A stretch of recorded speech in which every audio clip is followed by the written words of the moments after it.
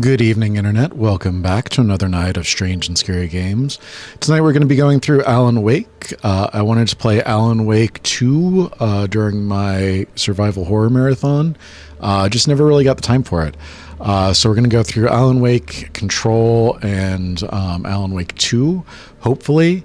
I have played this before, so this continue game, it's from the end of the game, but we're just going to go ahead and do a new game on normal.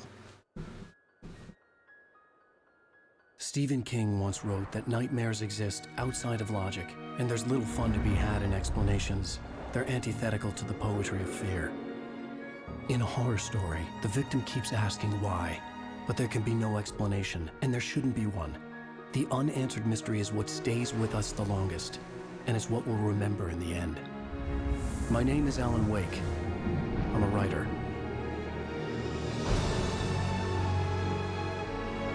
I might turn the volume up here in a second because it seems like it's a little low.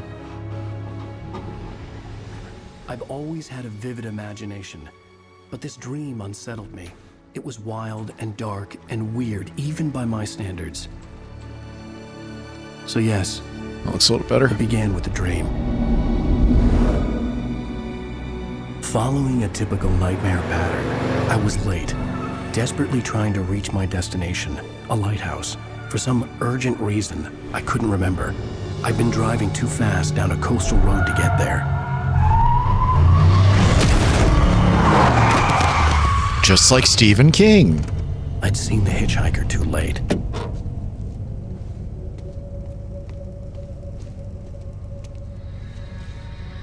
Stephen King was involved in a hit and was run dead. accident. I was convinced they'd put me in jail and I would never see Alice again. He made it a centerpiece of the Dark Tower series, if you haven't read them.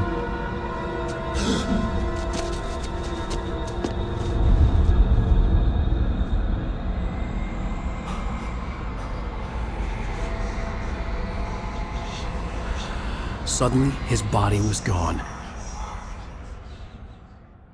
Episode 1, I was in shock from the Nightmare. crash. I could hardly stand my feet.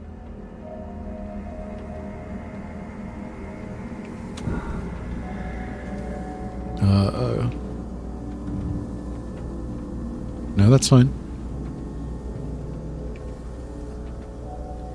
Alright, controller works. Sprint works.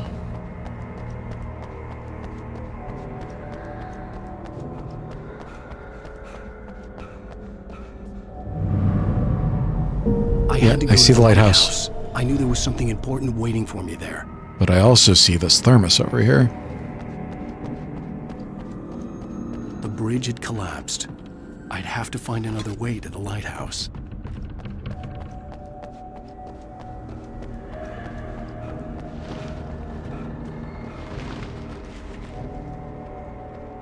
Have you seen this man? Who is that?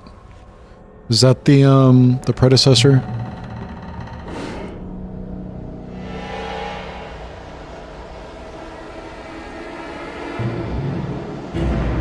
I wanted to read the signs. Me, do you, Ryder? You think you're God? You think you can just make up stuff? Play with people's lives and kill them when you think it adds to the drama? You're in this story now, and I'll make you suffer. You're a sheep. You would be a single needle sit. Jump. You missed your deadline! Dodge. Damn.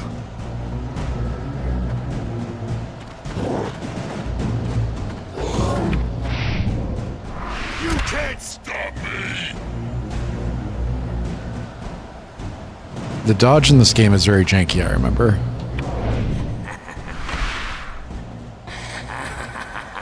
I realized that the hitchhiker was a character from the story I'd been working on.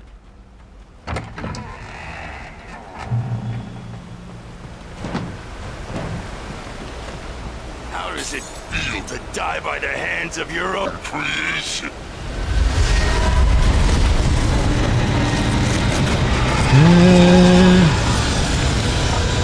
Run away. Sir Robin ran away.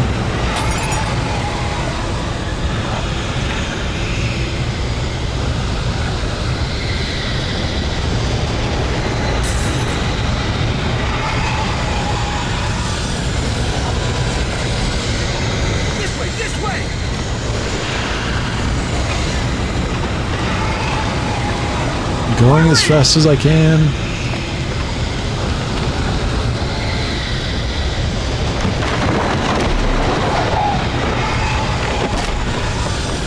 Wait, it's me! Play Stewart, remember? Quickly, get inside! There's no time to lose! Wait, before that, is there a thermos out there? It's coming! I don't see one. Now! Cinematic jump scare. Oh no! Stop! No! Damn it, die! No! No! No! Rip.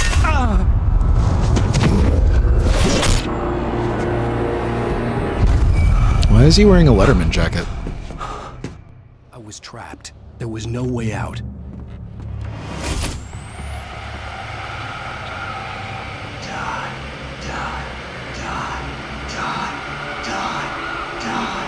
A conspiracy of faith? Man, the show really went downhill in later seasons. Jump the shark. Tom the poet. The cabin was a death trap. I had to get out.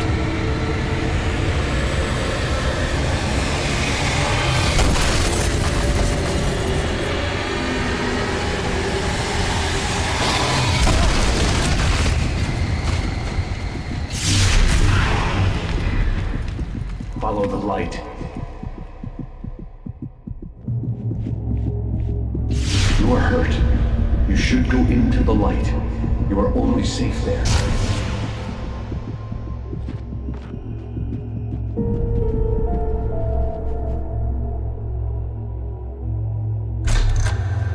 Well done. I have something important to tell you. It goes like this. For he did not know that beyond the lake he called home lies a deeper, darker ocean green, where waves are both wilder and more serene. To its ports I've been. To its ports I've been. Do you understand? No. Follow my light.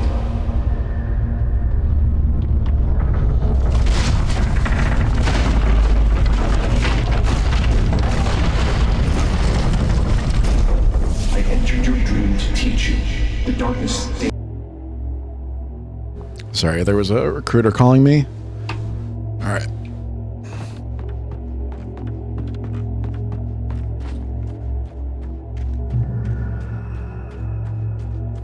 The hitchhiker has been taken over by the dark presence. You can't hurt him now.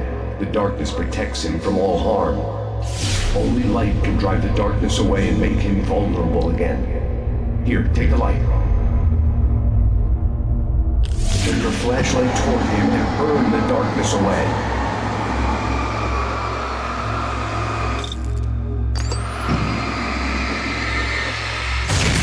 There he goes. You did it. Now the darkness no longer protects him, but it's still inside, controlling him.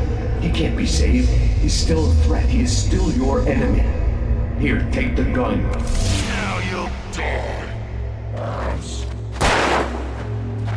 Ow.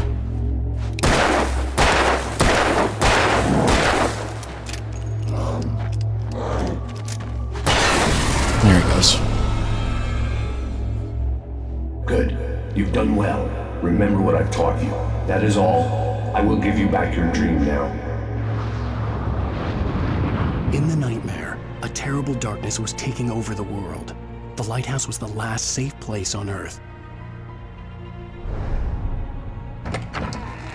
So I know they're trying to do like a Matrix thing where like the enemies are still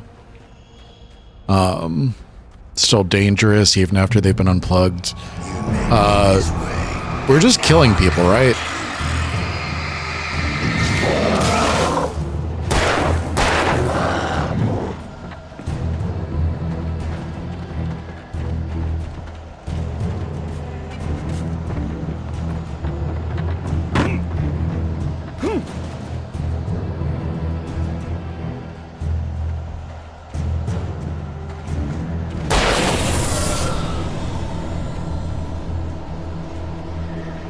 This is it!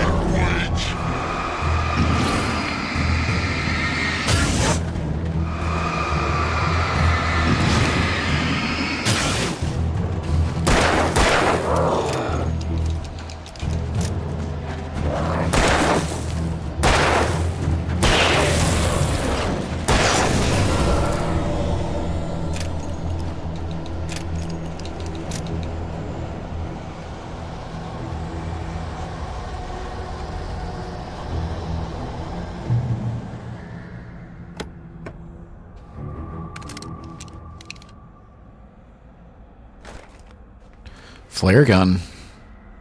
We are back in Sound Mine.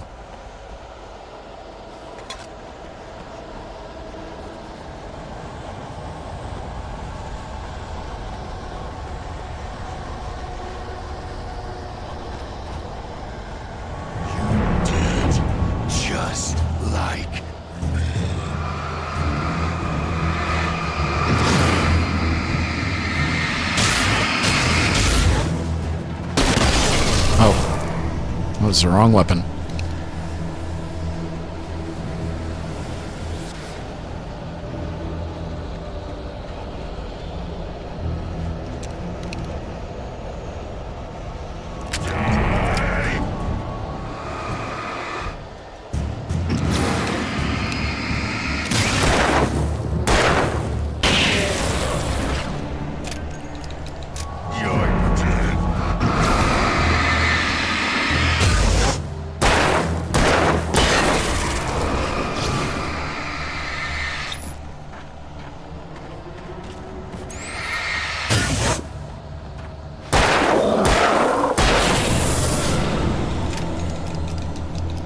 All right, anybody else? You can't stand me. I can keep this up forever. Keep this up all day.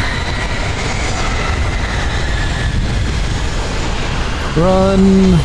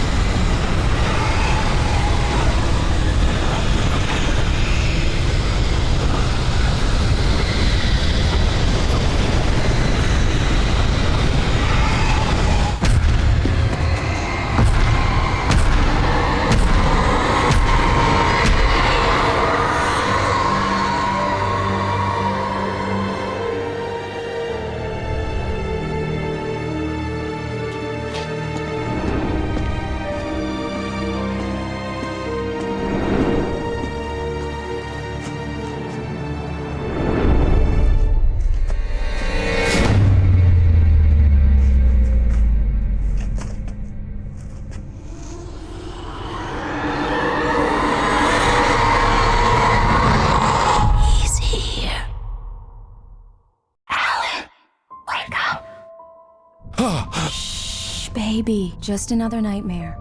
Everything's fine. You dozed off. Right. Anything more than dozed off would be news for everyone.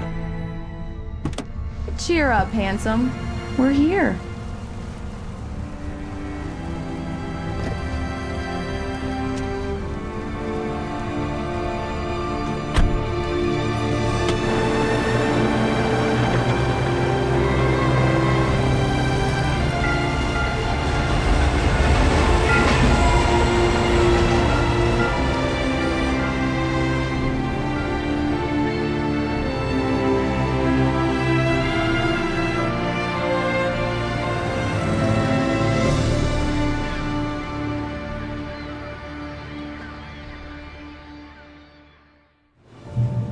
Welcome to Bright Falls. Let's act like we're on vacation. Go stand next to that old gentleman there.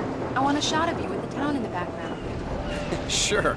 I'll even give you a title for the shot. A city boy, moments before he got eaten by a bear. Hi.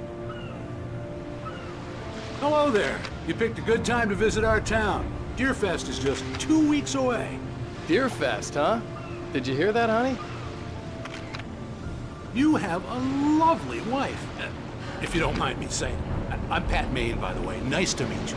Yeah. Can we shake his hand, I won't or? pretend I don't recognize a famous writer such as yourself, Mr. Wake. A pleasure.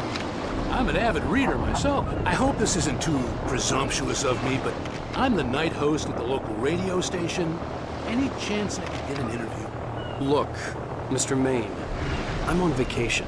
In fact, I'd appreciate it if we could keep my being here just between the two of us. Rude. I'm sure you understand.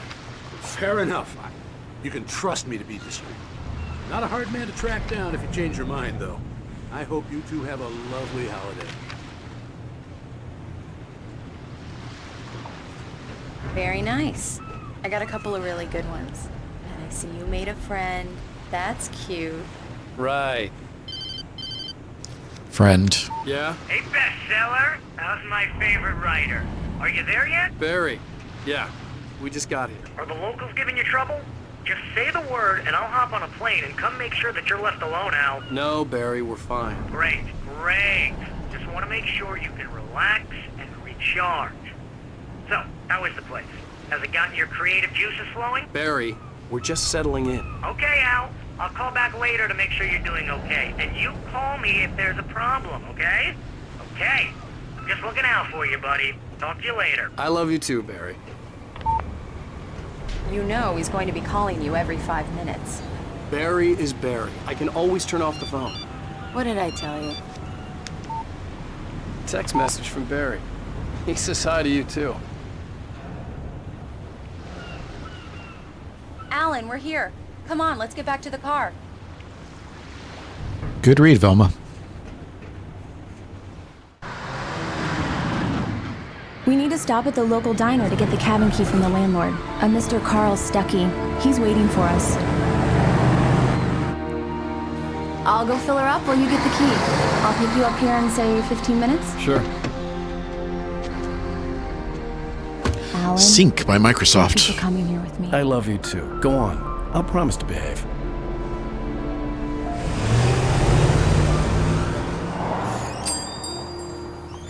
I'd forgotten there were still places like this. Towns where everybody knew everybody. Welcome to the Oh Dear Diner. Hi, I was wondering if you could help me. I'm looking for... Mr. Wake. Alan Wake. Oh, God! I am your biggest fan. I know people say that all the time, but I really am. I'm glad to hear that. Rose. Rose, I'm looking for Mr. Stuckey. Carl Stuckey? Carl? Oh, of course, Mr. Wake. He must have gone to visit the restroom. He'll be back in a moment. I can't believe it. I've got all your books. I got the cutout from the bookstore when they took it out of the window. And you keep it here. Well, okay. Good for you. Right. So much for a quiet vacation. So much for keeping a low profile. Try the coffee. Just don't blame me when you fall in love, because it'll break your heart when you have to leave. Damn Rusty fine here cup of is coffee. no longer human. Nothing but black coffee under a thin layer of skin. Yeah, that makes two of us.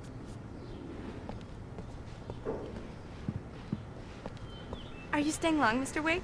I can't believe it. I'm having a conversation with Alan Wake. I'm just gonna go check the bathroom real quick, okay? Do me a favor, Sonny. I could really use a tune right now. Coconut, number 6 in the jukebox. I'd do it myself, but both of my legs have gone to sleep. Bad circulation. Yeah. Are you serious? Coconut again? You disgust me. Call yourself a rocker. Unbelievable. It does that. Get stuck.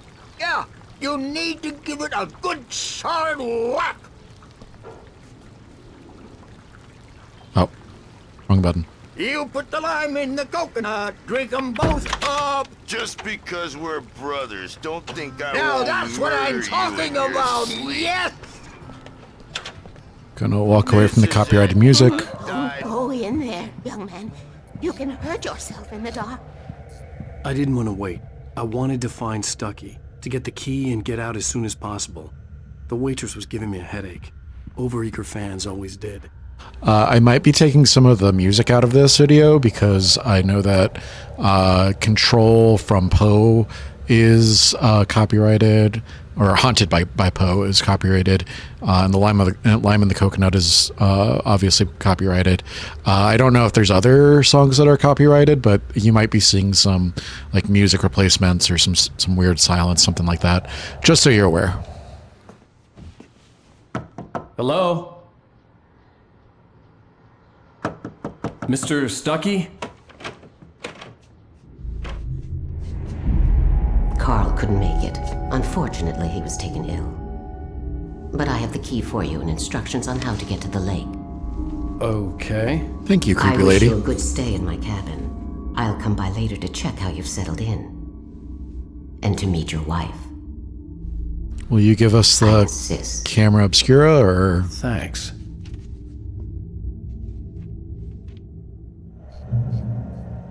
Checkpoint reached.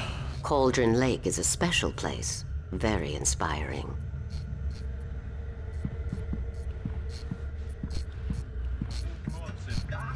You got lucky this time, young man. You can hurt yourself in the dark. Even that sounds better than your singing. Are you alright? The Andersons, they're, local musicians. We're waiting for Dr. Hartman to come pick them up. They wandered off from his clinic at the Cauldron Lake Lodge. Bye, Mr. Wake. Mission accomplished. The key and the directions. My hero. I got some flashlights, just in case. Convenient. Hey, wait! Mrs. Wake! Your keys!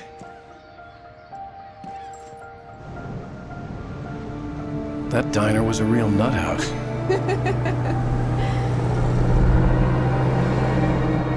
Can you believe this place? This would make a wonderful setting for a book. We're supposed to be on vacation, Alice. I'll figure it out when we get back home. Okay? Okay. We can talk about this later. Batman here on KBFF. I didn't want to talk about it. I wanted to bury my head in sand. Here's another one of my favorites to go with it. Once upon a time, I was a successful writer, but that was a long time ago. I hadn't been able to write a word in 2 years.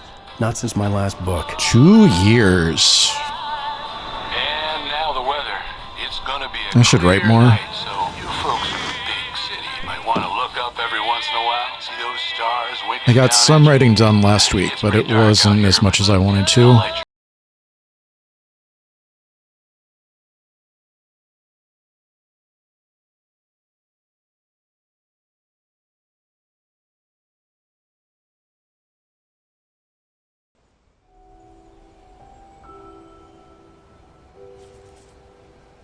Wow. It's gorgeous, Alan. It's something, all right. Don't worry, honey. I'll get you inside safe and sound before it gets dark. And I've got the flashlight. I know. I'm okay. Alice had a phobia. The fear of darkness. I wanted to make sure we were inside with the lights on before sunset.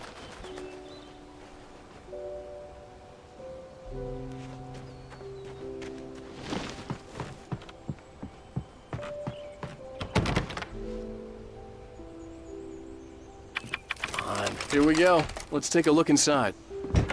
It's dark in there. We need lights. Can you figure out how to get the power on, honey?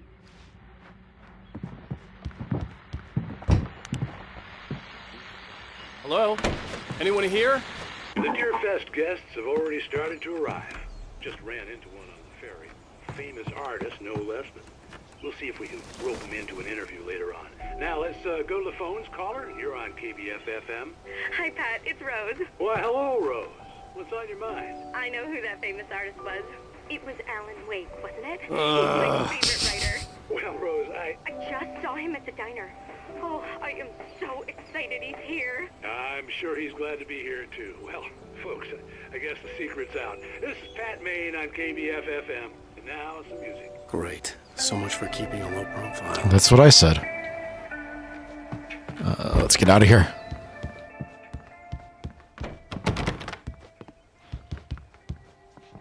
Power. If I were a generator, where would I be?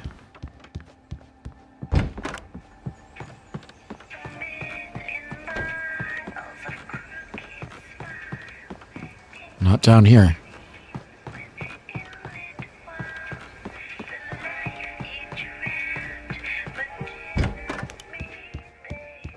Is it upstairs? That doesn't make any sense. Unless there's a breaker box. For a moment, the oppressive feel of the nightmare I had seen on the ferry returned. Ow. Damn. Diver. I needed to get the power running in the cabin. There had to be a fuse box or a generator somewhere on the island. That's what I thought. The cabin looked like a time capsule from the 60s, or even earlier. July 1970. All right, these are both locked. Let's check. A shoebox filled with books by Thomas Thomas Zane Zane. sat on the shelf. I'd never heard of him before. The Temple of Shadow and Mist, the Labyrinth of Me, Inner Dreams to Prevail, Kept from Sleep. The power cable goes to that shed over there.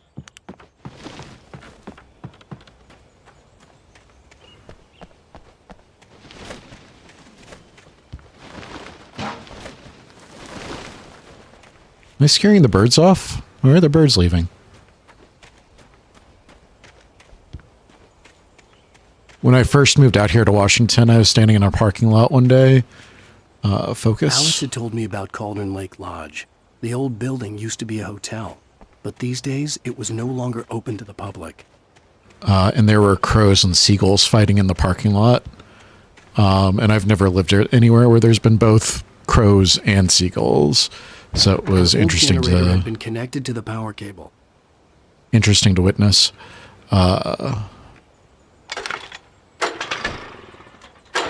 Skill checks. In my horror game?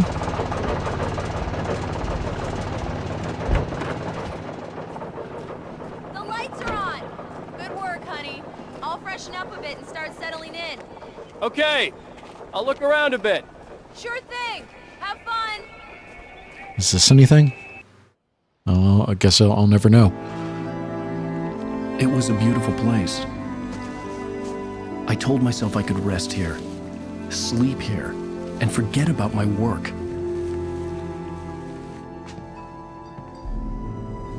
I thought we could be happy here.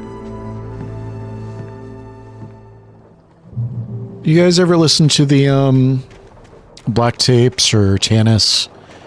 Tanis?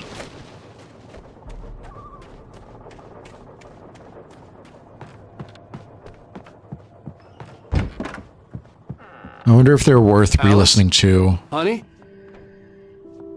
Alan, I'm upstairs. I have a surprise for you.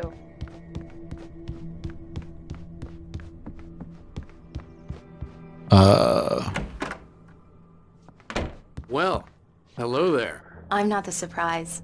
It's in the study. Go take a look. Okay.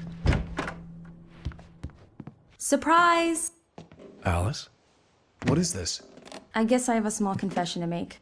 I thought maybe you could write here that a change of scenery would get you past... Damn it, Alice, everyone Hey, just hear me out. There's a local doctor, Dr. Hartman. I read a book of his. He has a private clinic here. He specializes in helping artists. So now you want to get me committed? No, it's not like that. That's not... Alan? Alan? Just don't! I don't want to hear it! God damn it, Alice! God damn it! I knew she wouldn't follow me in the dark. I needed some time alone to think things through. That was a bit of an overreaction.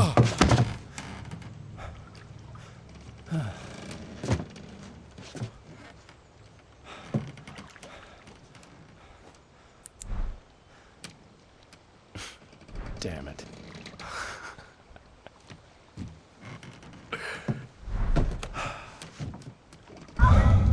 Alice? Alice? Alice! The cabin had gone dark. All the lights were out.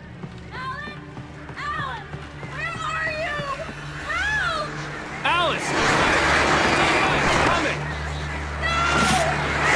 Ow. What the hell?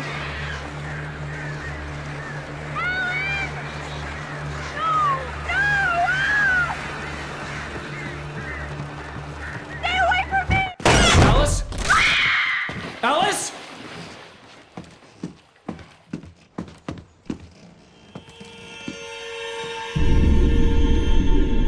Oh no!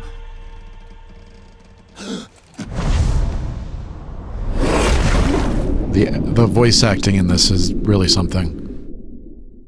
Keep going, Alan.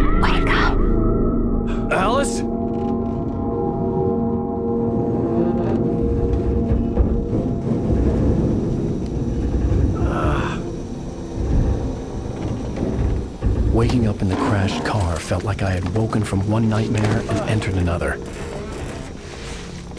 I couldn't remember how I got there. All I knew was that something terrible had happened to Alice. The phone was dead. I'd have to find help on foot.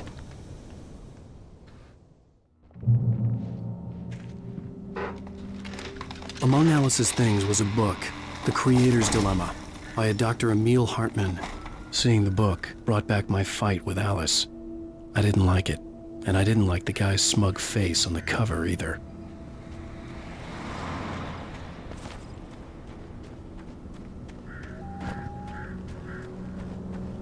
The gas station was my best bet. They'd have a phone I could use. It looked like a long hike through the forest to get there. How did we get the car up here?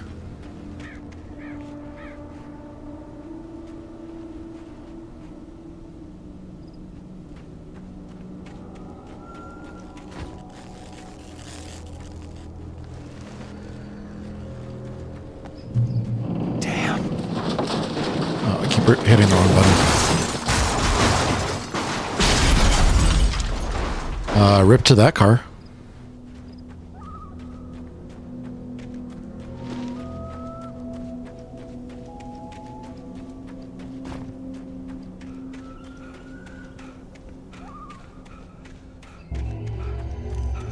Hello?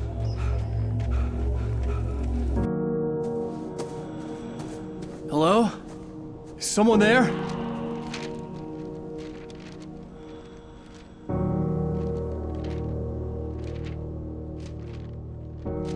The loose sheets of paper were pages from a manuscript entitled Departure. That was the name I planned to use for the next novel I had never gotten started. I was named the author. I hadn't written it. I couldn't remember writing it. In the scene on the page, the hero was attacked by an axe murderer in the woods at night.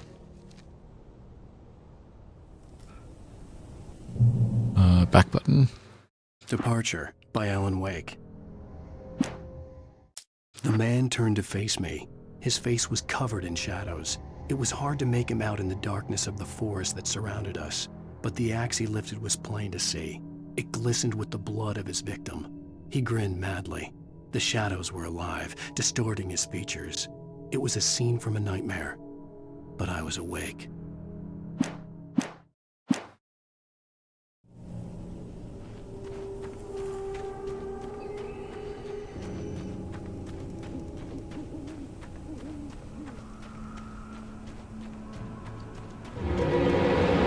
Anybody there?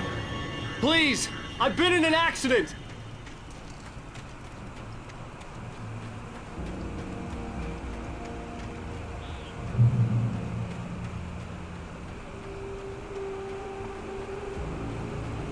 The lights up ahead were a good sign. Maybe I wouldn't have to hike all the way down to the gas station to find a phone. Or maybe you will.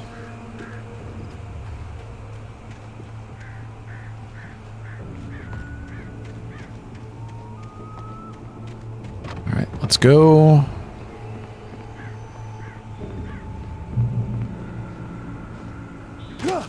Ow. Anybody there? Please. Hey! Hey, you! Phil! There's been an accident. I need help. Listen, Deposit. I need to... Premium cabins for rent in... Nightfall! Oh, hell.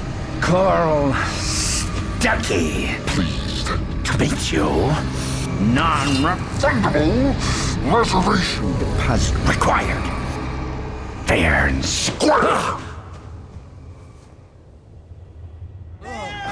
Pleasant fellow. Where?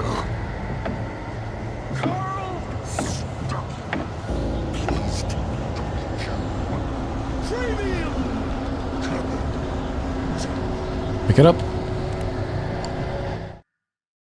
The Taken stood before me. It was impossible to focus on it, as if it stood in a blind spot caused by a brain tumor and eye disease. It was bleeding shadows like ink underwater, like a cloud of blood from a shark bite. I was terrified. I squeezed the flashlight like my life depended on it, willing it to stop coming any closer. Suddenly something gave. and the light seemed to shine brighter.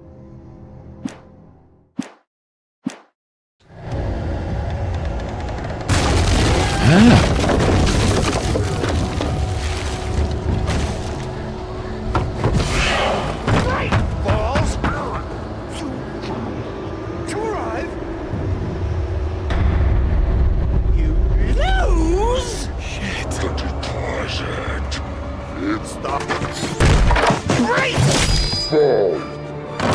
I had to figure a way out of this. Any second now, and Stucky would be knocking on the door with his axe like Nicholson in The Shining. Here's Stucky. Energizer. There's so much product placement in this. I didn't remember that.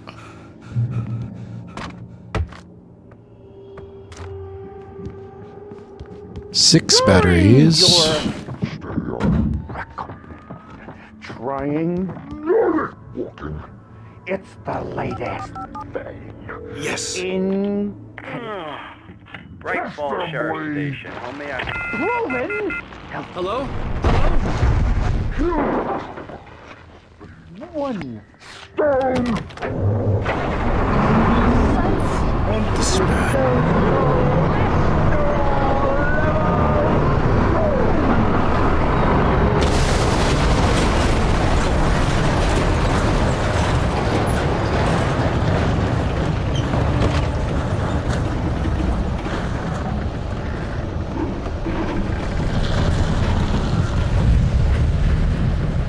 Well, bye.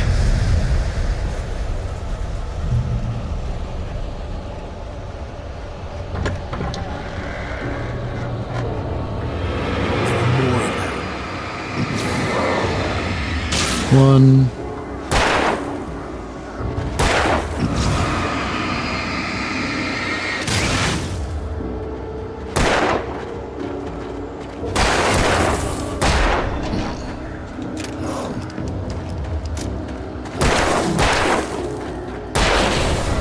My head pounded with a concussion.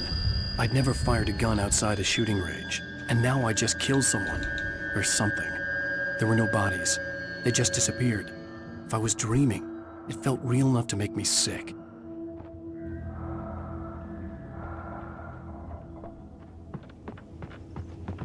Secrets? No secrets.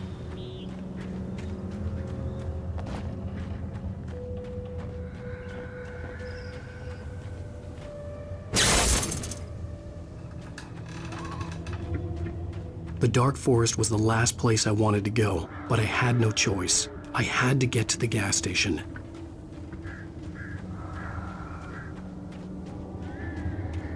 Eerie hand-painted graffiti was revealed by my flashlight. Someone had hidden a chest of supplies near it. A chest of supplies being one flare gun.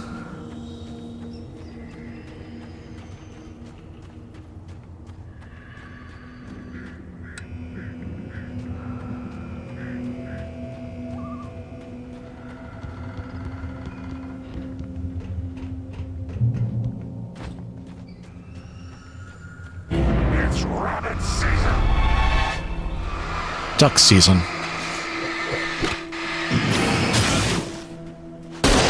Oh. It keeps auto changing to the flare gun, and I don't want it to.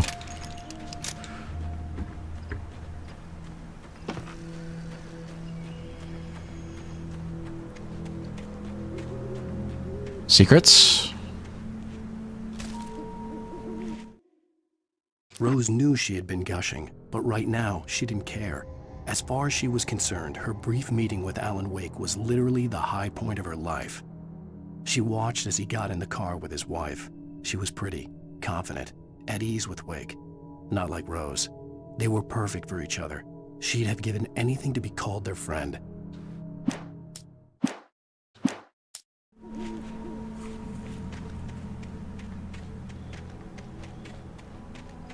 I don't know if this is a hot take or not, but I don't think that Alan Wake is a very good writer.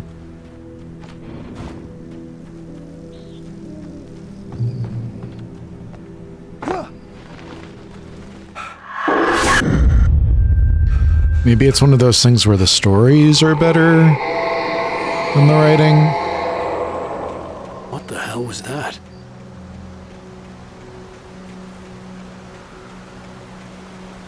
When I saw the river below, something uncoiled itself inside my head. I realized that I'd have to find a way across. I didn't even want to look at the water.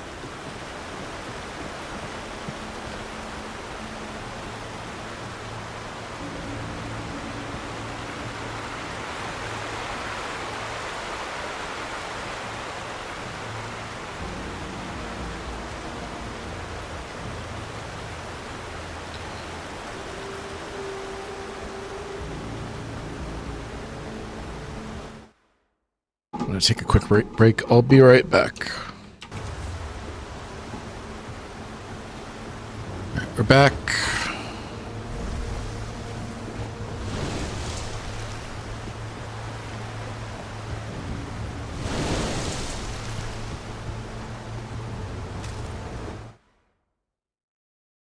That's the one we already read, right?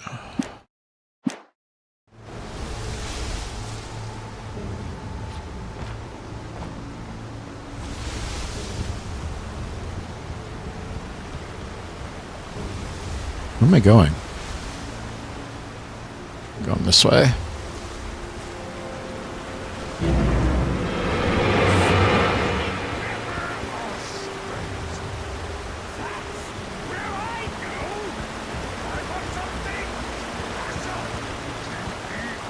Something Stucky was still out special. there, in the dark, stalking me.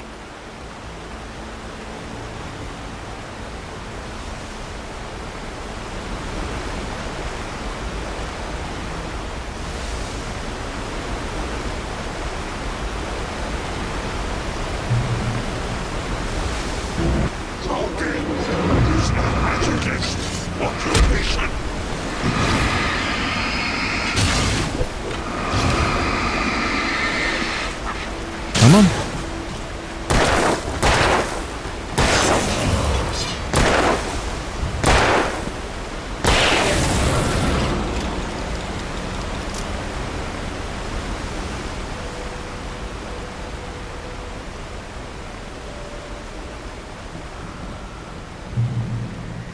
Checkpoint.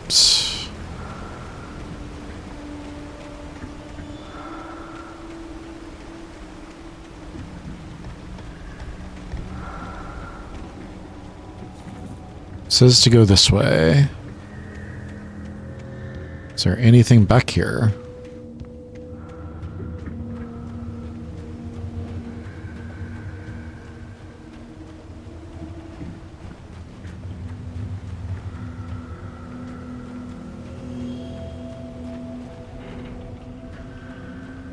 Why did it say to go this way?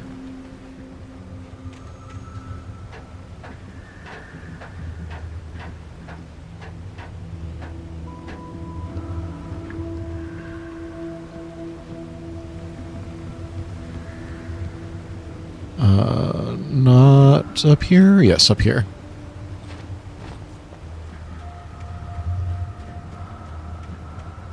The Taken are filled with darkness.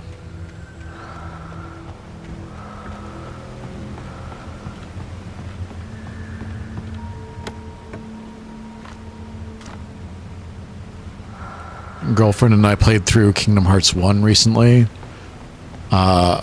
And Ansem, his like last closing monologues for the game, we were making fun of him. Something, something, something, darkness. Something, something, something, Kingdom Hearts.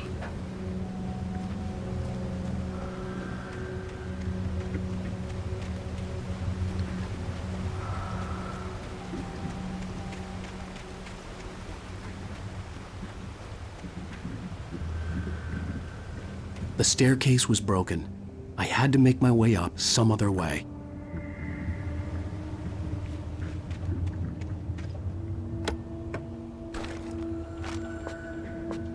Item limit reached.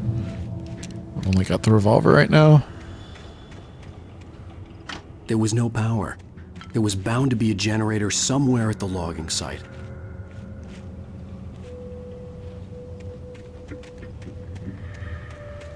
Is there a power cable?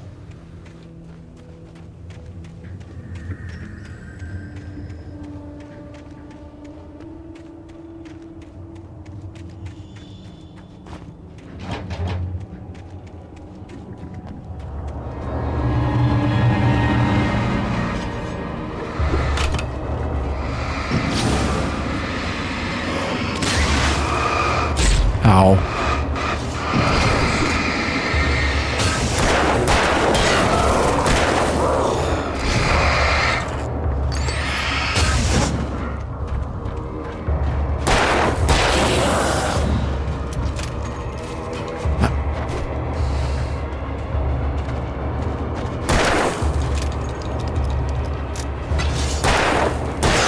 There we go.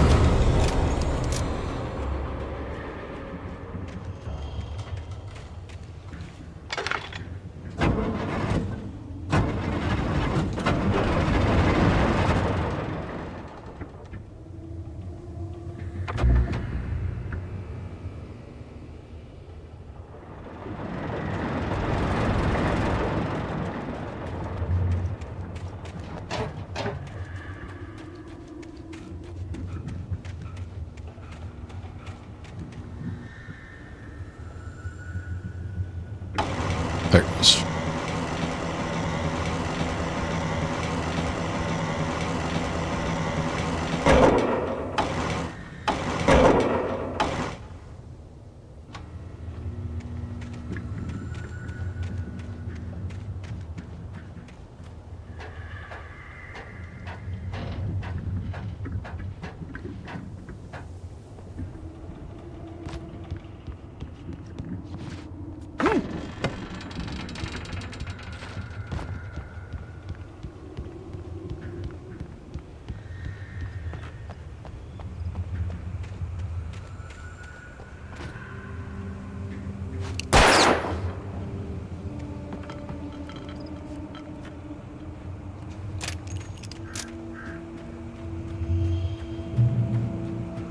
It's kind of funny that he seems to, when you reload, dump out all of the bullets.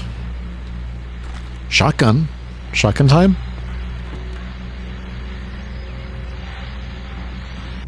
Well, I was just outside for a breath of fresh air, and what a night. I know most of you are probably in your beds by now, but if you're still up and around, take a moment. Step outside for a spell and breathe in deep. The weather is absolutely still. The sky is crystal clear. It's like the forest is quietly breathing along with you.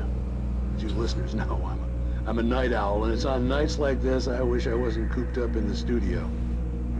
Makes an old man like me wish I could just roam wild. But here I am, and it would keep you company all night long if I weren't. It looks like I'm not the only one staying up late. Caller, you're on the air. Hey, Pat, it's Maurice Horton. Hello, Maurice. What are you up to? Well, I was just taking Toby on his walkies.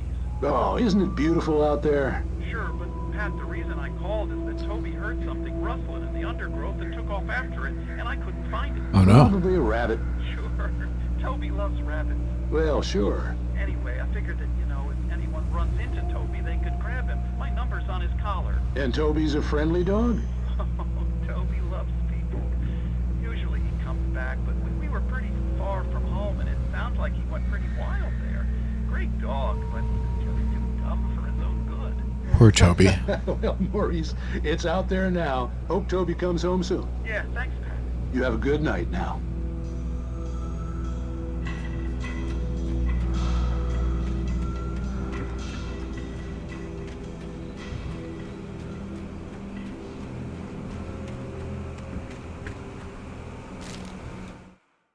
At first, I kept finding the pages as if by accident. The book I couldn't remember was either a terrible and true prophecy or an act of creation that had rewritten the world. I began to hunt the pages feverishly, for they held the answer to the mystery. With it, I could save myself. With it, I could save Alice.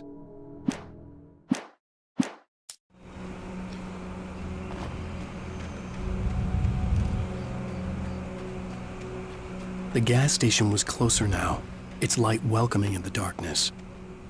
Paul makes the best dogs in the state.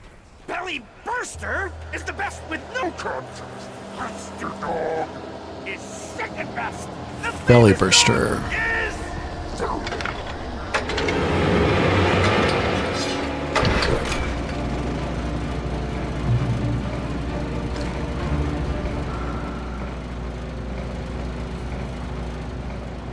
Where'd they go?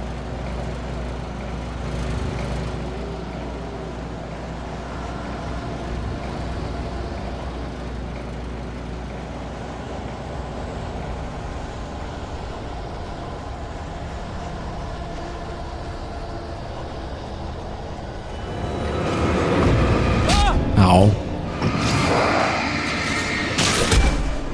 It'd help if I stopped walking into them.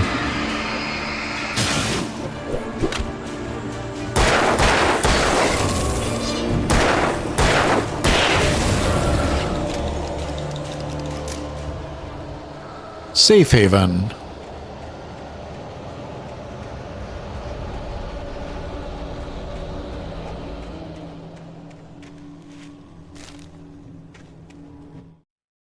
I stepped into the gas station's garage. It was dark and quiet. The place was a mess. It looked like someone trashed the place or that there'd been some kind of fight. Light spilled into the room through an open door at the back, and I made my way toward it. Without any warning, I was blinded by a bright light. An old portable TV on the shelf had come alive by itself. Impossibly, I could see myself on the screen, talking like a madman.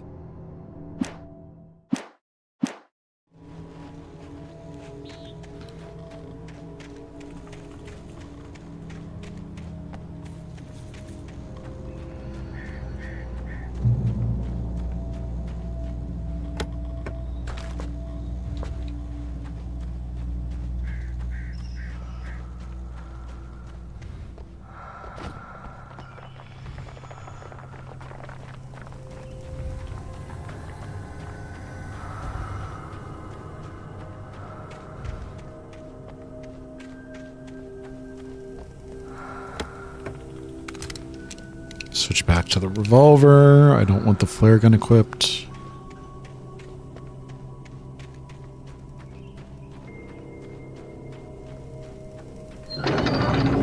I never touch salad, no. A man like me needs a Epstein.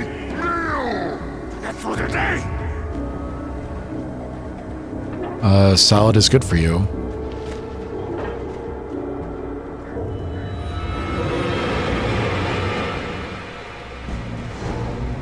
Huh?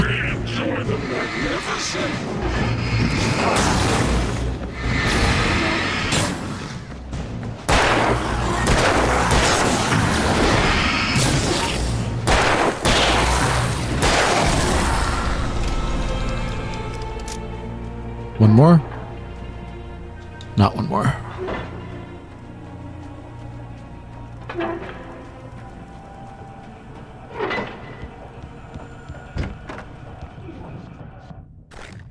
I will take that.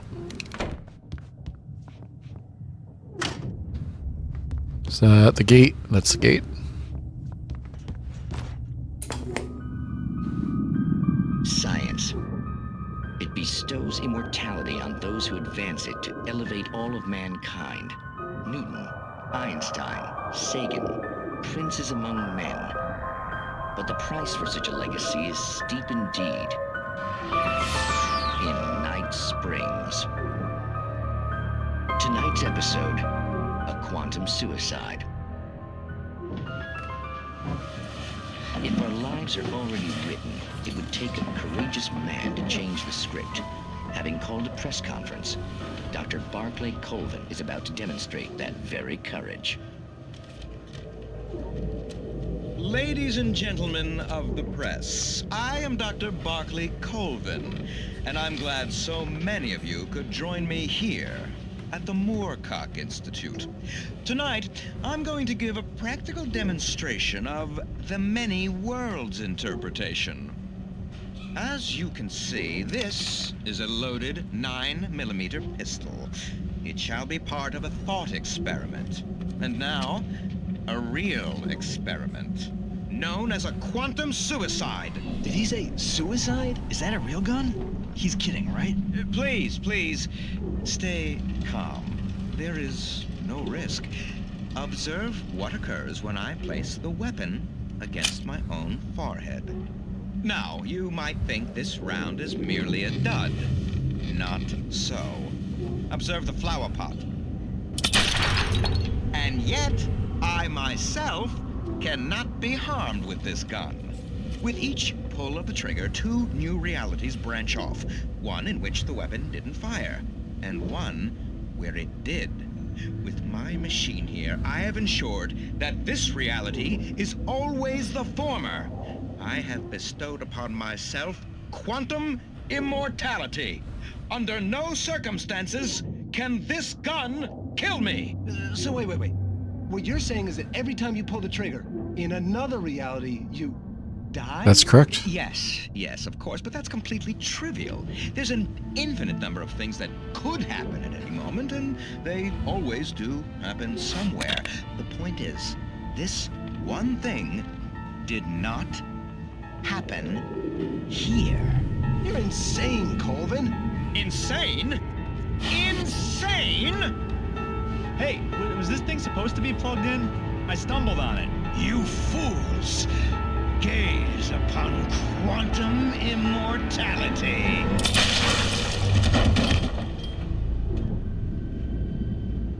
Poor Dr. Colvin, felled by his own hubris or the ignorance of the masses. Perhaps he should have left the crate unopened, the decaying atom unobserved. Curiosity often kills the cat in Night Springs. All right, then. Item limit reached.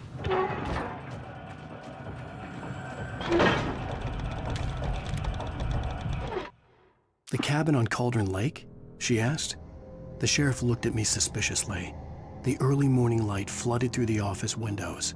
I would probably never have gotten out of the woods alive without her help, but I couldn't tell her the truth of what I'd faced the previous night. She'd think I was lying or crazy. She'd lock me up, and she wouldn't help me find Alice.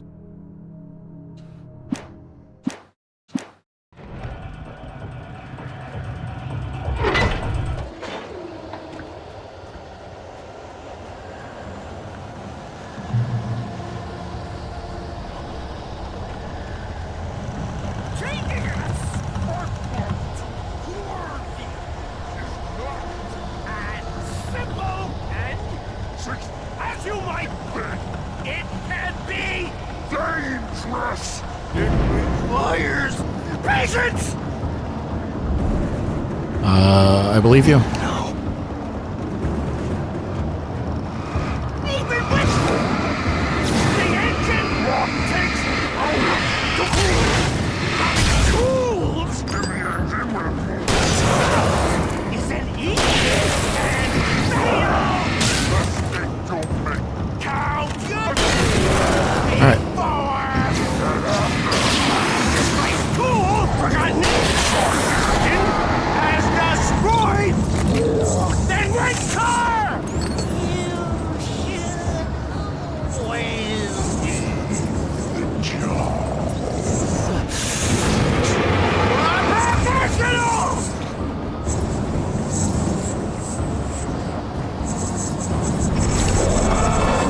Stop running away.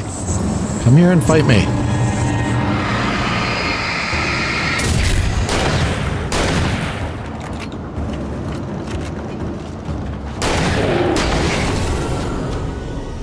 All right. Stucky's body vanished, leaving behind only a lifetime of nightmares to come, assuming I'd reached the lights at the gas station alive.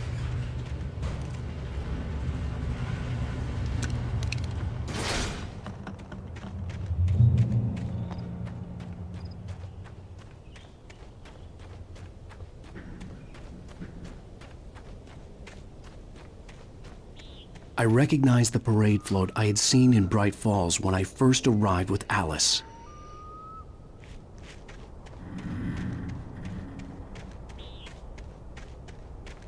I live like kind of in the city limits now. After the insanity I had just experienced in the darkness, the lights of the gas station felt comforting. At least for a moment, the sane world reasserted itself.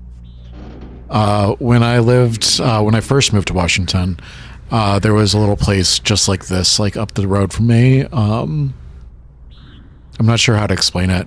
It was kind of like out in the middle of nowhere, and just there was one light.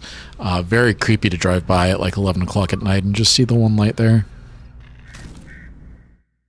Stucky spat on the garage floor and tried to shake the cobwebs from his head. Ever since the couple never showed to pick up the keys, things had been fuzzy. A feeling caught his attention. Stucky looked up and stared as his brain tried in vain to process the horror before him. He stumbled back, knocking over a can of oil. A black pool spread across the floor while he struggled for a brief moment, then let go as the unrelenting darkness engulfed him.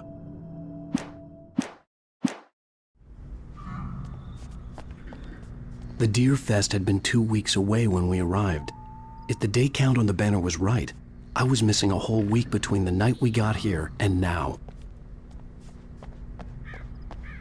The garage was a mess. It looked like someone had trashed the place, or that there'd been some kind of fight. I'll keep writing. Outside, there's only darkness. Outside the cabin, outside the story, there's only darkness. I can feel her presence in the dark. Just now, I could smell her perfume in the room. I'll reach her, I'll fix it up. I'll bring her back. The story will come true. If I stop, she's lost. I don't believe this. It'd been me on the TV, talking crazy. Was I losing my mind? Nordic walking. 68th Annual Deer Fest, September 15th to the 18th. Games and activities, raffle tickets, fishing competition, pie contest, and surprise competitions. Live music. For the children, Bucktooth Charlie afternoons. In Montgomery, the Mystics' Amazing Phantasmagoria evenings. Don't miss the legendary Deer Fest parade.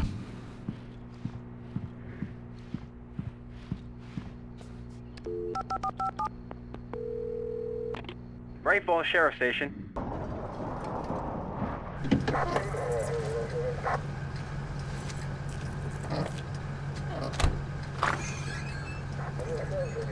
Oh, thank God, Sheriff. Sheriff Sarah Breaker, you are... I'm Alan Wake, but listen, I was in a car crash. My wife, Alice, she's missing. Calm down, Mr. Wake. We were staying in a cabin on the island, on Cauldron Lake. There's no island on Cauldron Lake, not since the big eruption in the 70s. Please, I can take you there, okay? You look like you've taken a pretty bad knock to the head. Are you okay? Listen. We'll figure this out. Please get in the car. We'll swing by the lake and then we'll go to the station, okay? Mr. Wake, have you seen Stucky, the guy who owns this place? We killed him. I realized I couldn't tell her what had happened in the forest. She wouldn't have believed me. And then she wouldn't have helped me with Alice.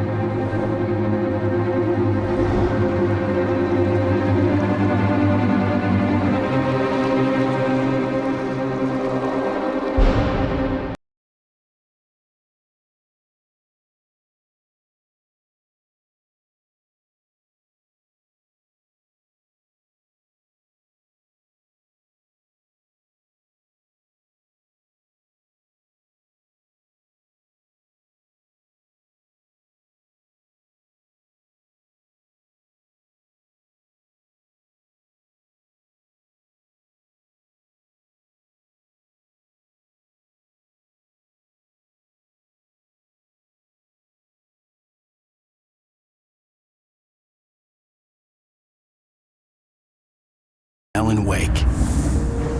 I came to Bright Falls with my wife, Alice.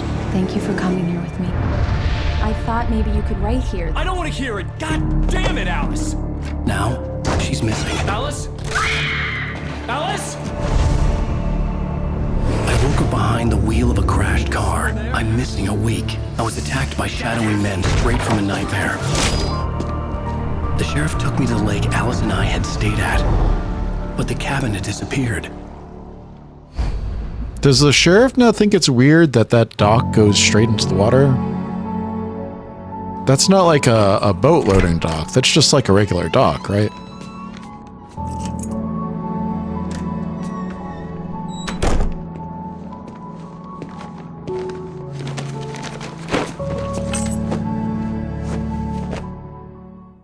Honey, I'm home. Back here, sweetie. How was it? Worst weather I've ever seen. You should put some coffee on. It'll warm you up. Hey, handsome. This is gonna be a long night, but these shots are turning out great. I guess you're gonna need that coffee then. I'll go put it on. Kitchen.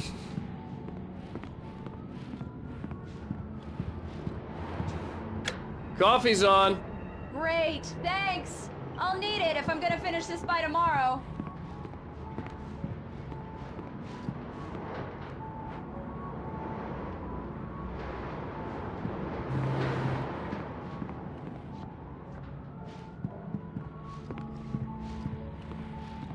Oh, hey, I just finished those cover mock-ups. They're on your desk. Tell me what you think. No kidding. I didn't think you'd get them done this quickly.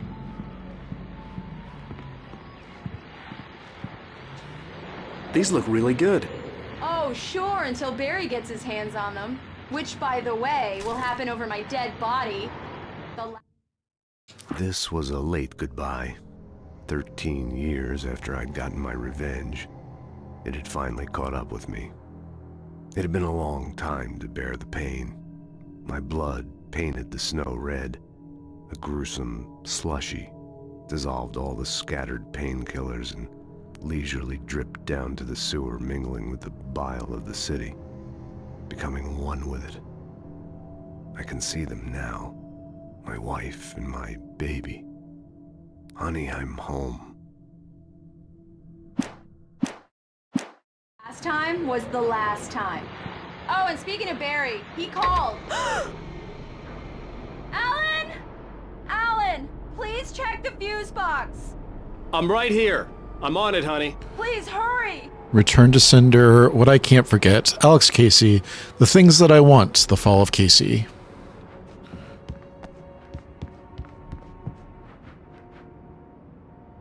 I really don't like this, Alan. Please hurry. Honey, it's a power outage. I've got the flashlight. Okay. Hi. You okay? I'm sorry. It just really spooked me. Don't worry. We'll just break out the candles. I know it's stupid, but it's just... Especially when I'm not prepared for it, you know? It gets to me. I love you. Tell me a story, writer.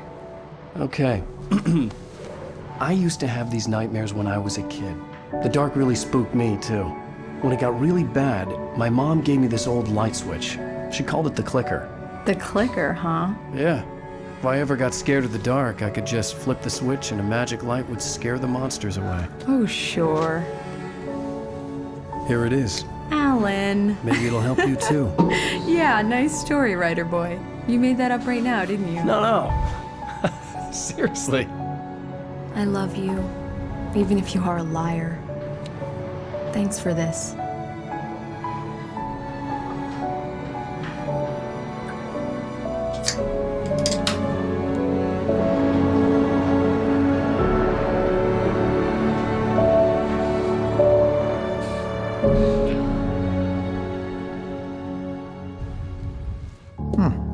How do you feel, Mr. Wake? Any nausea, disorientation, anything like that? Mr. Wake, how are you feeling?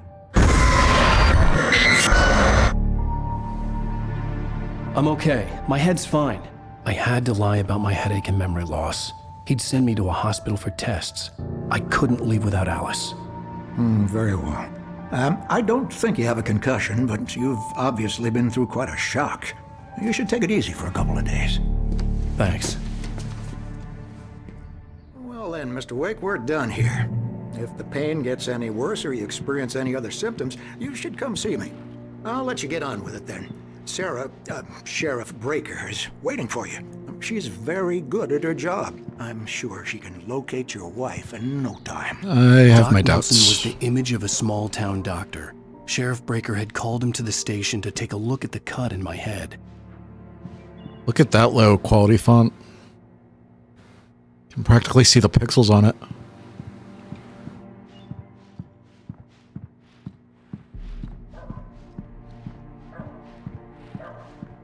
I believe you'll find the sheriff in her office. Just I'm go sorry I down had the to cut your corridor. morning fishing short for this, Doc. Oh, she's a beauty, ain't she? Not the biggest I ever caught, if you can believe that coming from an old fisherman like me, but she's right up there. Now, she's a largemouth bass, which is what you're after if you prefer a lure. Now, if you want either trout or salmon, on the other hand, then it's fly fishing for you. You're good to go, Mr. Wake.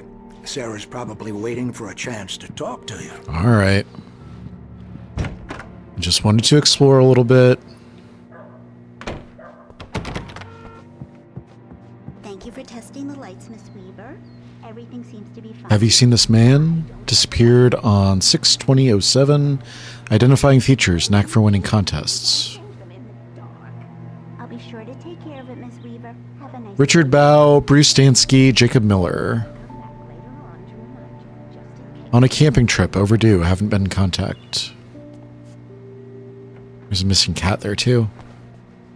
That's the sheriff.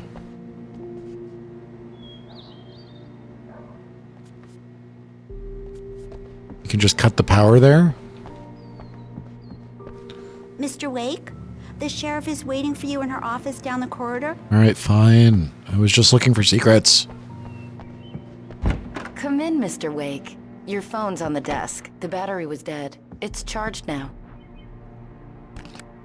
Have you started looking for my wife yet? My men are already on it. Now, can you tell me what happened? I'm not sure. I can't remember. We were arguing. I walked out of the cabin. The cabin on Cauldron Lake? How did you end up at Stucky's gas station? I wanted to tell her what had happened last night, but I couldn't. She'd locked me up. Excuse me. I need to take this. Hello? Alice, please help me. Alice? Stop talking to the law. You'll do exactly what I say if you ever want to see your wife again. Who is this? Go to the back lot. There's a hole in the fence on the left. Look inside the junker. I left a little something there to convince you we're all on the same page here. After you ditch the cops, you're gonna meet me in Elderwood National Park. There's a spot called Lover's Peak. Midnight. Don't do Mr. nothing Wake, can I stupid, help you with pal. anything? We're watching you. I need to get some air. The sheriff said I could go out back. I couldn't go anywhere yet. Mr. Wake. I had to You can play get there along through with the cell caller. corridor. Alice's Let's life go was at find Walter stake. in there. He's one of our regulars. I thought he quit drinking for good. Oh, no such luck. He went on a bender and beat Danny pretty badly. He started shouting. Alice looked through the viewfinder, lining up the shot. Cauldron Lake was breathtaking. Something caught her eye. A figure standing in the shadows behind the cabin, like a thin woman in a black dress. She lowered the camera and looked again. No one there. Just a collection of bushes that looked vaguely human-shaped. She shook her head and laughed. Like that the moment he woke up. It doesn't go anywhere. That doesn't go anywhere. Can you turn the lights on? Can we turn the lights on? There we go. Thank you, man. Thank you. Hey, you're all right. You're a good guy. Don't let anybody tell you different. You know, I shouldn't even be in here. The cops, they got it all wrong. See, sure, I beat him up, but I wasn't drunk. I mean, I wasn't drunk at the time. I only got drunk afterward. Okay, Sounds reasonable. Listen, you gotta listen carefully now. Here's the kicker. That wasn't Danny. No, sir. It only looked like him. You wanna know who it really was? I'll tell you who it really was. It was a goddamn space alien! I know it sounds like something a drunk would say, but believe me, it was a goddamn space alien. I wasn't drunk then. I don't think it was aliens.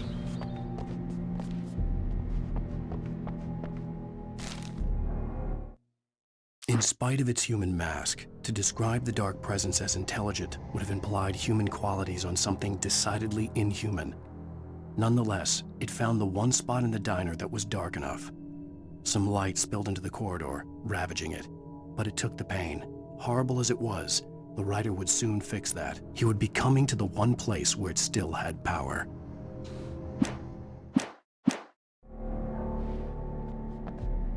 I told him. The early morning light hurt my eyes and made my head ache. The man on the phone had said, "Go through the fence on the left." Well, folks, it's been another long night, and it's about time for me to sign off for a while. God knows I need my beauty sleep. Just one more item before I go. It's been a busy night for the Sheriff's Department. We've had a few broken windows, even a report of shots fired on Main Street.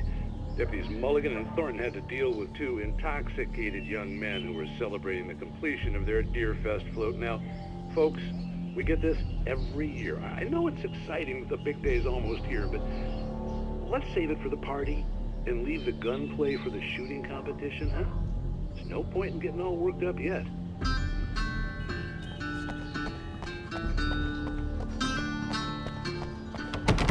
It's locked.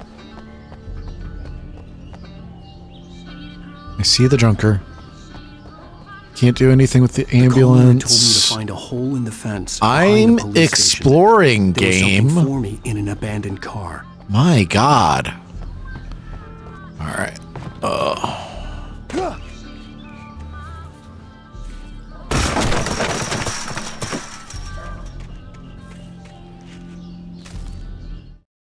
The kidnapper fired his gun one last time, and the shadow vanished into the darkness it had come from. See? Nothing to it, Wake. The thought of Alice in his hands was revolting. We stood on the wooden platform of Lover's Peak, the waterfall on the mountain behind us, the lights of the radio mast blinking red in the heights above. I fought with the urge to take a swing, force myself to speak. Let's cut the act now. Where's my wife?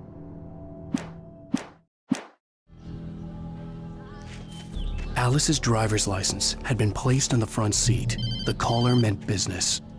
Barry? Ow! Ow! Thank God! Where the hell have you been? I've been trying to reach you for a week, you and Alice. Oh, I've been worried sick. I flew out yesterday. I'm here in Bright Falls. Barry, listen to me. I'm at the sheriff's station. Come and get me. I can't talk now. Ow! What the hell is going on? I had to get the sheriff to let me go. I needed to get to Elderwood National Park to meet Alice's kidnappers.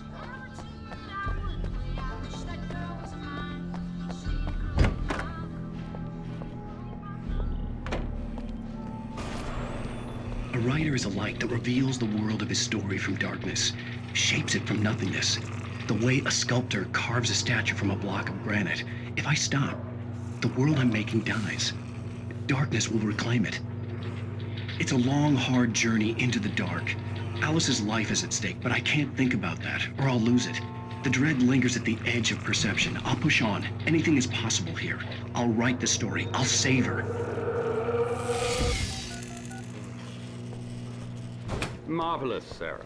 I just wanted to settle all the damage the Anderson brothers might have inadvertently caused on their recent and regrettable little outing. They are not accountable for their actions, of course. I can assure you that my staff has been reprimanded.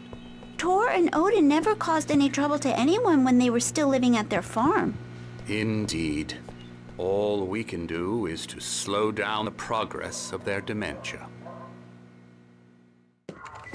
Are you feeling any better, Mr. Wake?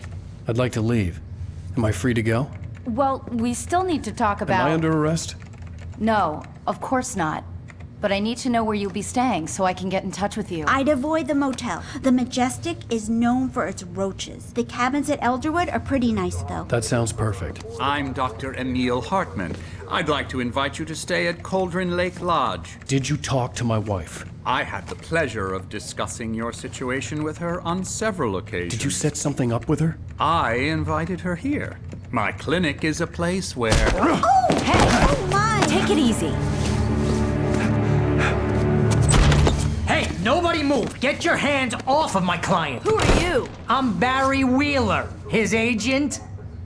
If you have business with Mr. Wake, you talk to me. You yokels won't know what hit you once I sick my lawyers on your asses. No harm done, Sarah. I'm all right.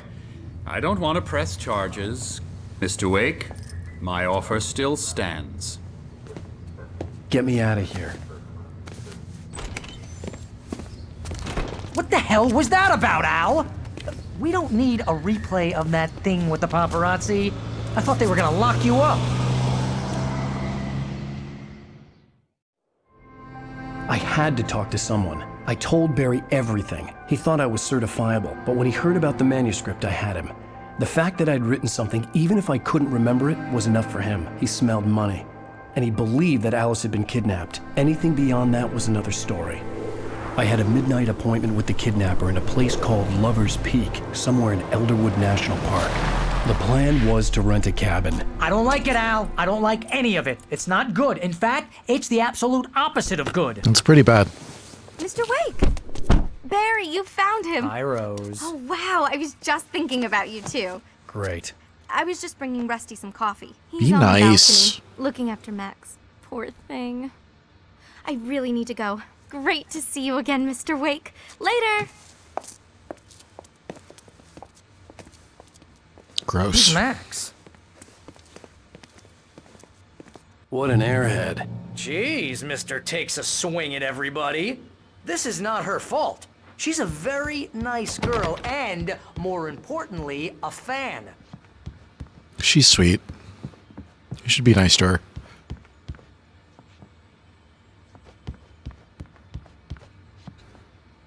Skeleton of a Columbian mammoth, Mammuthus columbi.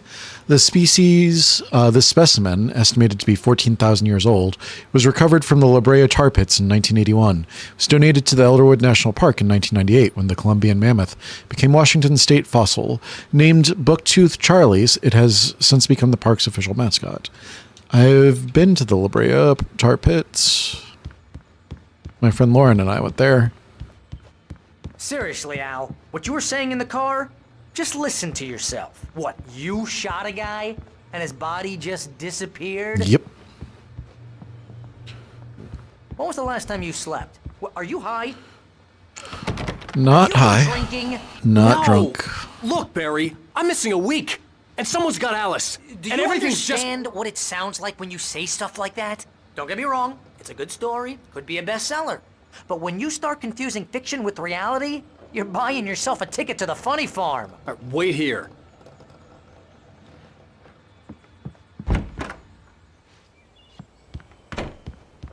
Easy there, boy. I'm almost done. Is that Toby? Rusty, right? You rent cabins. Oh, Mr. Wake. I'd shake your hand, but mine are kind of full here. Actually, I'm sorry about this. Would you mind grabbing the registration form from the desk? It's just across from Bucktooth Charlie. Okay, sure. You got it. What happened? Seriously, Al, you can't just go and meet a kidnapper. Those situations always end up in disaster. You gotta talk to the cops. She's my wife, and it's my call. Can we talk about this later? No, this whole thing, listen, you hit your head. I mean, geez, Al, come on. You gotta understand how crazy all this sounds. If you're trying to pull a joke on me, freak me out, it's working. Ha ha, let's have a laugh on Barry. Well, you had me going there real funny, Al. You can quit it now. You done?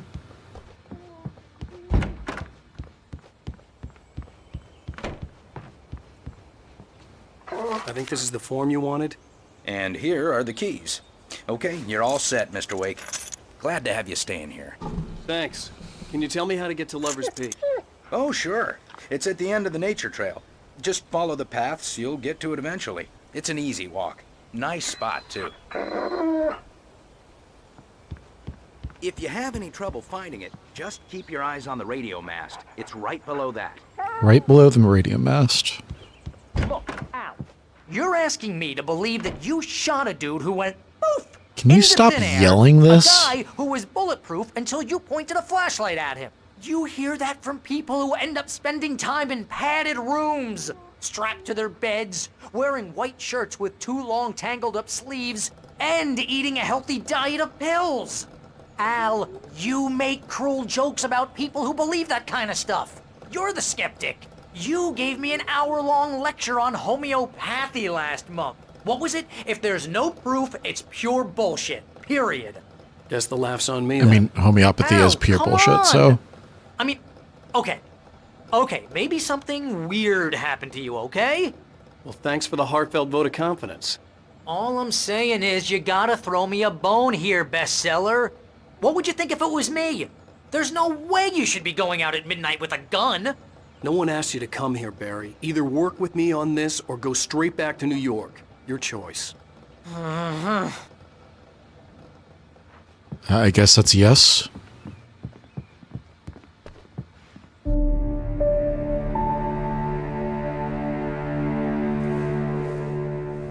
That's just crazy talk, Al. Al? Al? We should go to the sheriff or call the FBI. Damn it, Barry, they'll kill her! This is not a goddamn debate, Barry. I'm going to Lover's Peak. He said to come alone. Okay then. I understand. You're my best friend and I'm worried that you're not right in the head. Tell me what to do to help and I'll do it. You stay here, and if I'm not back by morning, call the cavalry. Gesundheit. Just be careful with the natives, Al. These yokels are dangerous. Everybody hates a tourist, or it'll be Deliverance all over again. What are you allergic to? Batteries.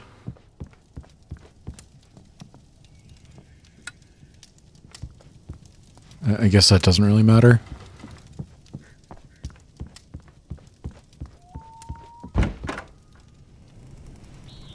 Is this the right way or the wrong way? I'll wait here, Al. I'll hold down the fort.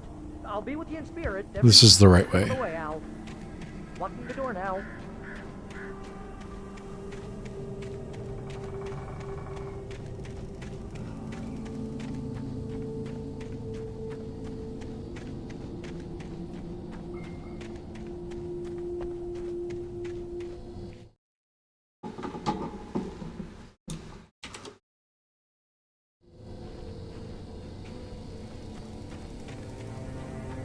Nothing.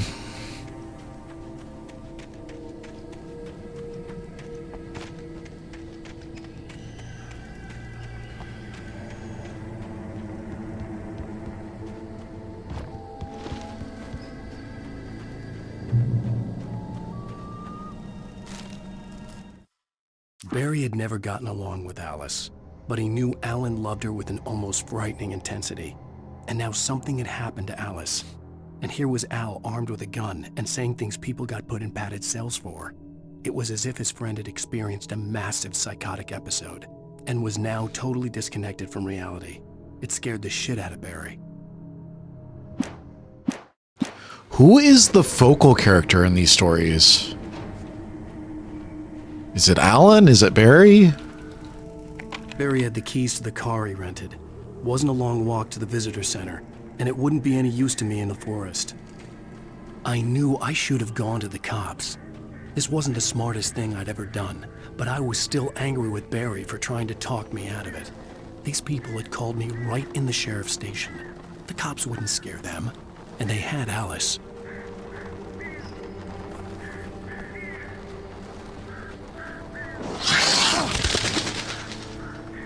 Bird?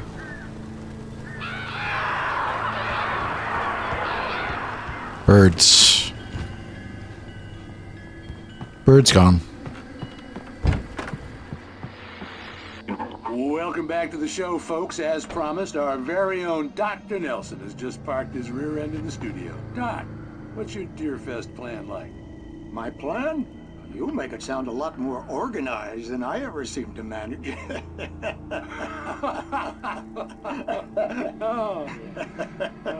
No plan, really, just taking the atmosphere. I'm getting a little too rickety to do much more than that, you know. Oh, tell me about it. No sack race for us older gentlemen, huh? Yes, exactly, Pat. But I'm gonna check out the parade, of course. And I'll be one of the pie contest judges, too. Well, that takes a different kind of constitution. Oh, yeah, it's my kind of exercise. Now, Doc, seriously, you're in pretty good shape, though. You're the outdoors type. I know for a fact you're an avid fisherman. That's right. Matter of fact, just caught a heck of a largemouth bass early this morning. But you're not taking part in the fishing contest? No, not this year. See, Pat, I'm just not that competitive anymore. Now I just like to take my time and enjoy the peace of it. It's no fun if I need to worry about what I'm catching, you know? Well, considering your track record, the participants are probably pretty happy you feel that way. Well, Pat, that's kind of you to say.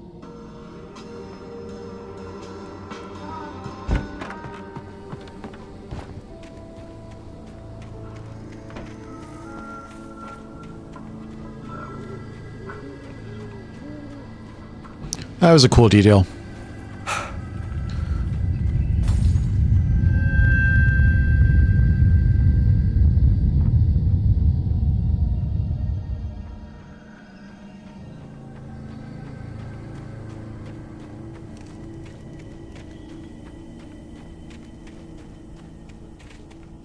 No way inside the trailer, it doesn't look like.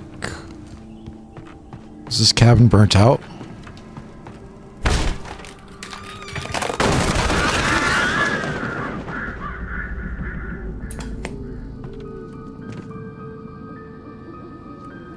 Crime and punishment. The cancer and cure of civilization. But some crimes are impossible to punish, especially in Night Springs. Tonight's episode, The Man in the Mirror.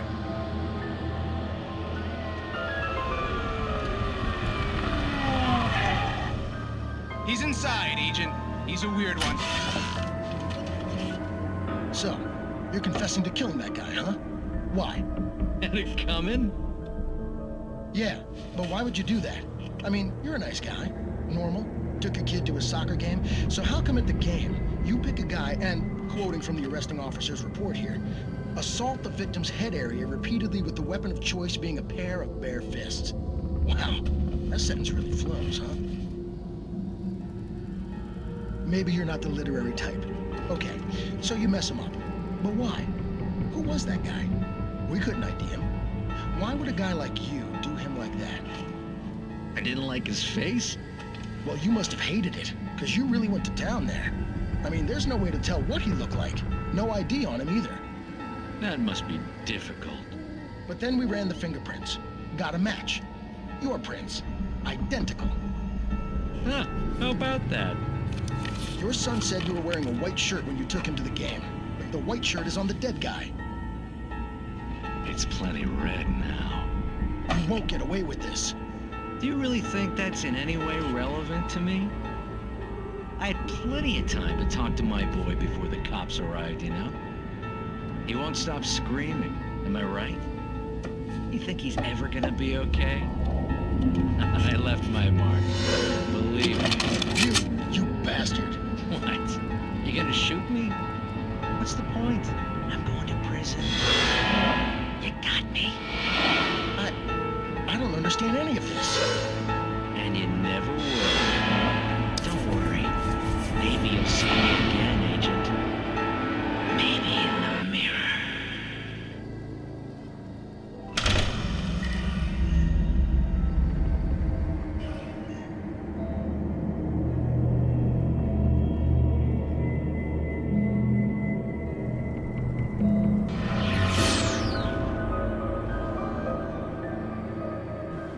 That one was actually pretty creepy. The camera keeps moving away from the actor's lips. I wonder if it was originally done in, is it Swedish? Is Remedy a Swedish company? I wonder if it was originally done in Swedish and they redubbed it.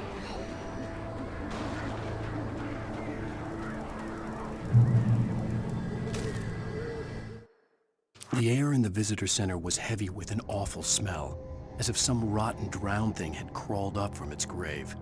Rusty kept coughing blood. My eyes were drawn to the twisted shape of his broken leg. The attack had been vicious. Max whined in his cage. Rusty's eyes were wild with fear and terror. He gasped. "Mr. Wake, it happened just the way it was on that page."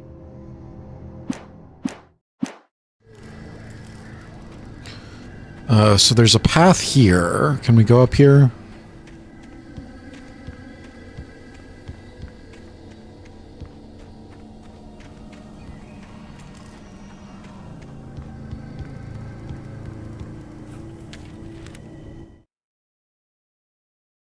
Rose knew that Rusty was in love with her, and she liked him too. She liked him a lot. He taught her to dance, and life had certainly taught her the value of a man who was gentle. He treated her well, made her smile, made her feel good. But Rusty wasn't the prince of her dreams, and that tended to underline the unbearable truth. She was no closer to that Hollywood magic than he was.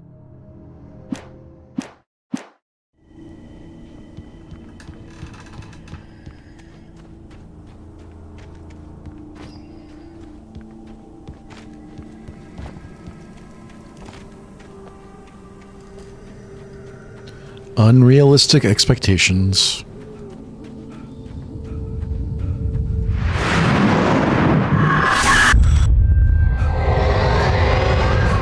The vision left me weak. This was no head injury.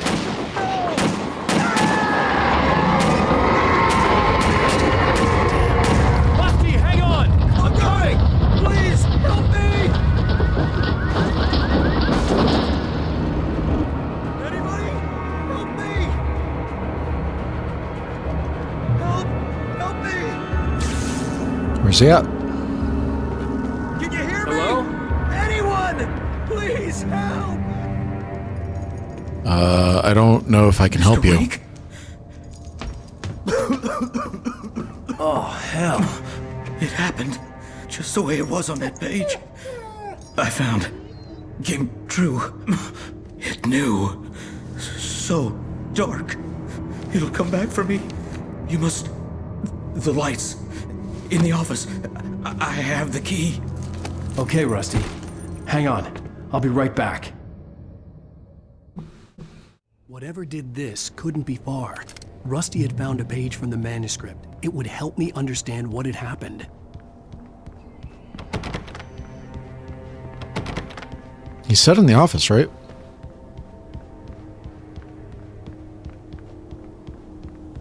Shh. Good boy.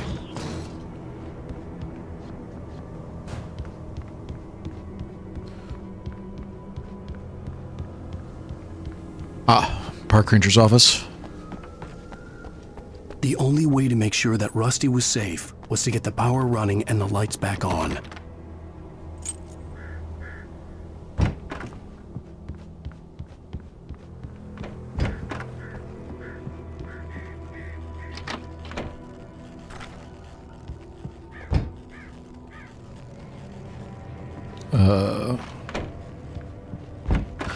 I don't think that's gonna happen. It was too late. Someone had destroyed the circuit breaker. There was no way to get the lights back on. At the last instant, I changed direction and threw myself down. The axe splintered the trunk of a tree. I stumbled into the pool of bright light. My lungs burned. I was too exhausted to move. I tensed as I waited for the killing blow, but it never came. I raised my head. Nothing moved in the darkness beyond. For the moment, bathed in the cold light, I was safe.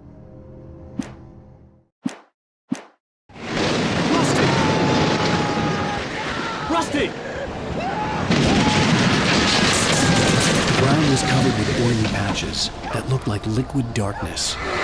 Just need about 10 senses.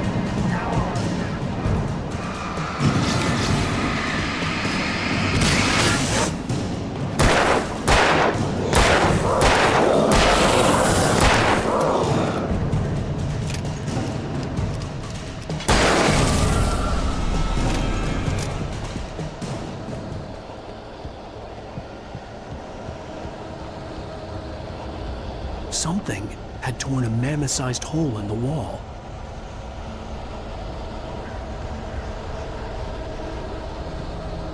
Please don't feed the animals. Oh, the puppy. Fishing is only permitted for those visitors who purchase a park fishing license. This doesn't do anything, does it? Can't go that way.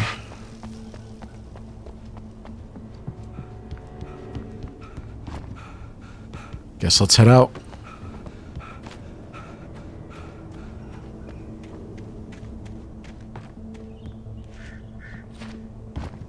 Obey the Park Ranger's instructions at all times. Rusty? Rusty, no! Never! Two bears and wolves never approach any other wildlife closer than 25 yards. Pets must be leashed at all times. Never leave your pet unattended.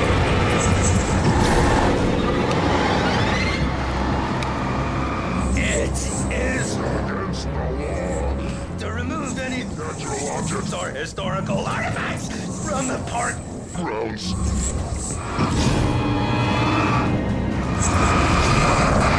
This includes even you may find along the river, or even simple berries.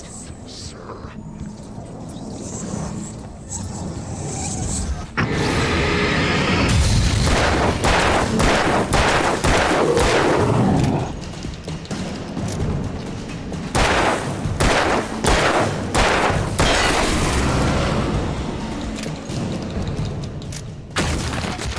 All right, we killed a park ranger.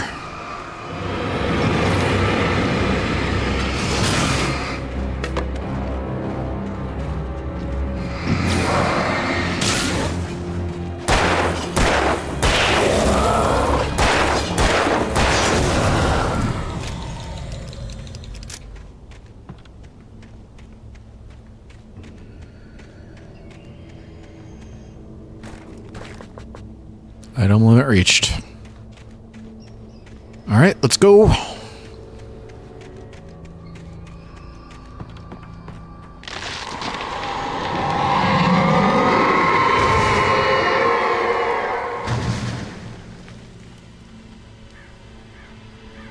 Pages, thermos, no.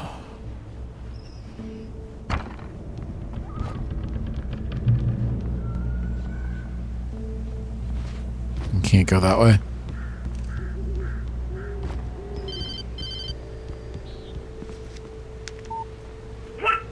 What the hell was that? I saw from the window. I saw something. Forget about it, Barry. It's just me going crazy. Oh, jeez. Oh, jeez. You're not crazy. I wish you were crazy, but you're not crazy. Ow, be careful. Stay in the cabin. Don't open the door for anyone. I mean it.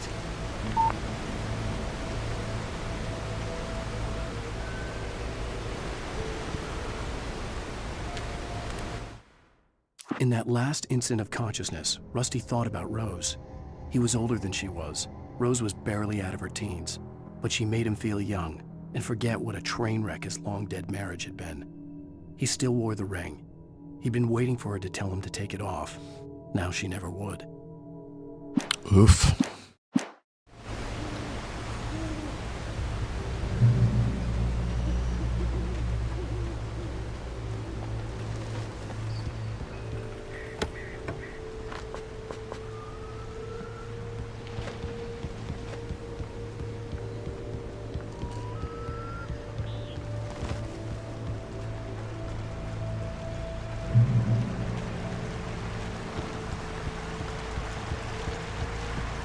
Lover's Peak was at the far end of the nature trail.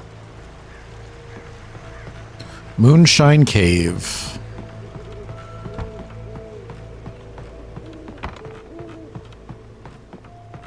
Gee, I wonder what things go on here.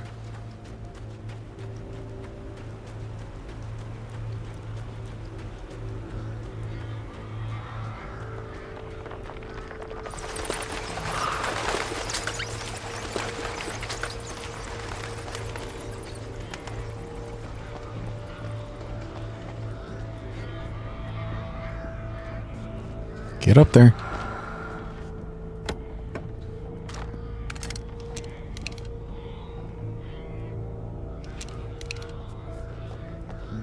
Are you going to come down now?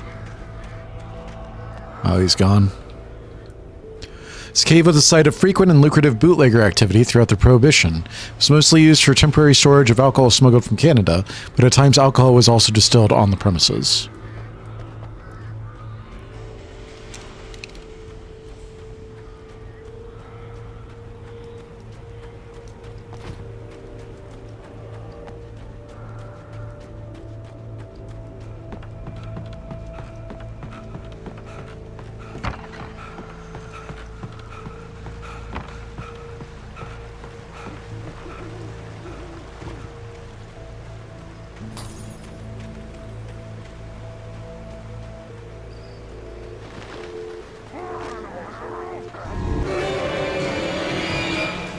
There's 4 of them. Ow.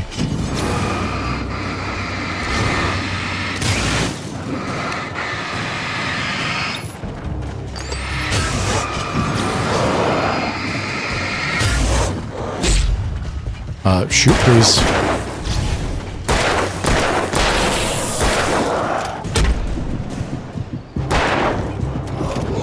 Oh my god.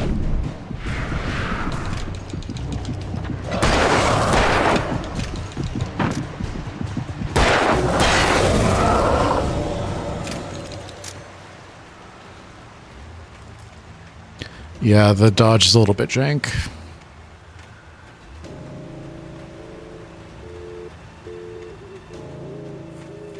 Anything over here? Guess not.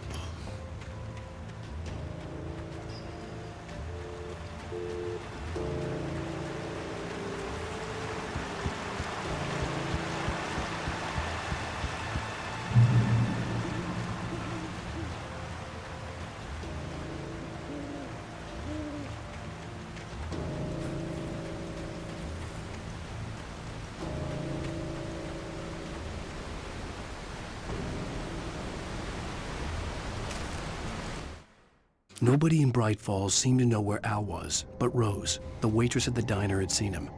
From what Barry could tell, Al pretty much fell off the face of the earth when he left the diner. Rose was just the kind of fan that Al hated, but she really tried to help. She was smart too, knew a lot about what was going on in the town, knew a lot about Al, even knew who Barry was. Barry liked her. That was no big surprise. When it came to women, Barry and Al rarely saw eye to eye.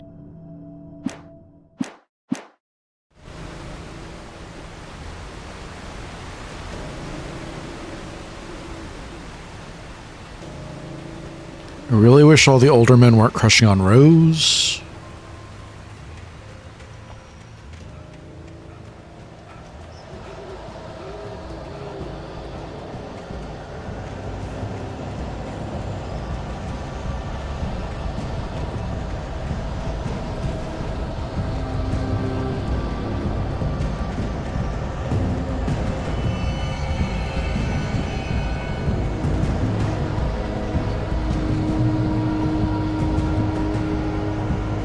The Great Old One.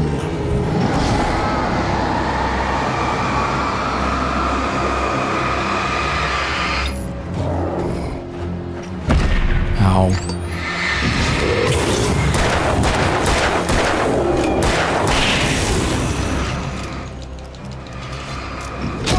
Ow.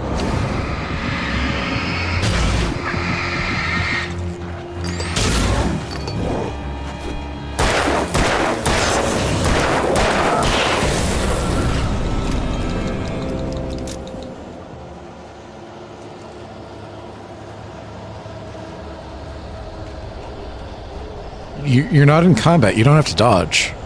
You can just run. Anything over here? Shotgun, shotgun.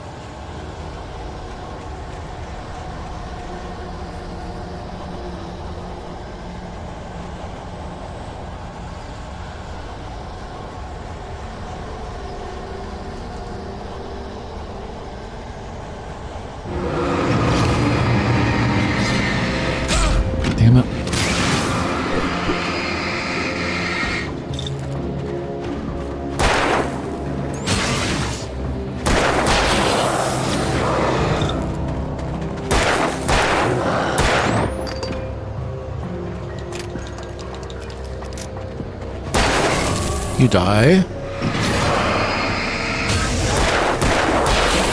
Your turn. All right.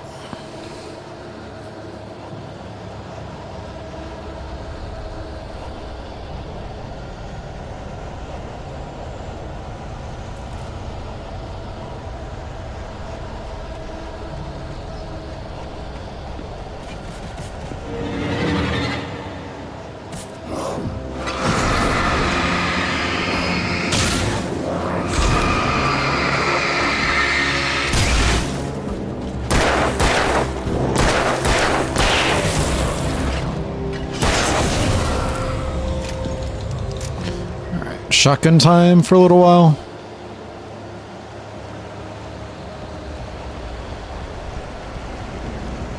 We're gonna get some supplies.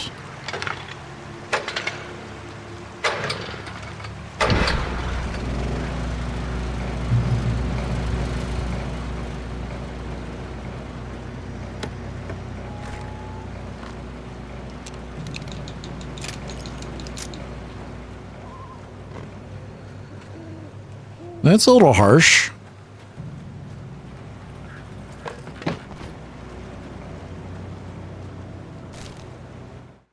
I turned the corner, afraid of what the flashlight's beam might reveal. Suddenly, a roughly painted symbol of a torch glowed in the light. Behind it, hidden by a rock, sat a battered metal trunk. It was here for a reason, packed with supplies, batteries, flares, ammo, things you need to make it through the darkness of the night. Something left behind by someone who knew what I knew, and more. Packed with supplies. And by packed, I mean with 6 bullets.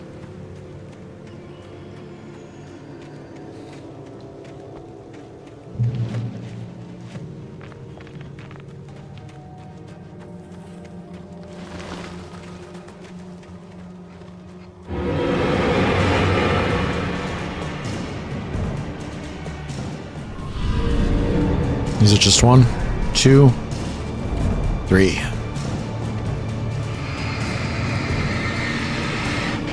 Four.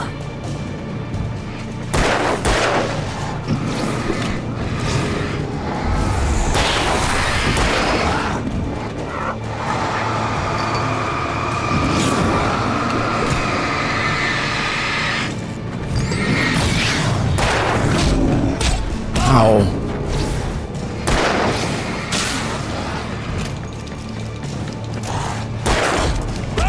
Shoot the guy, please.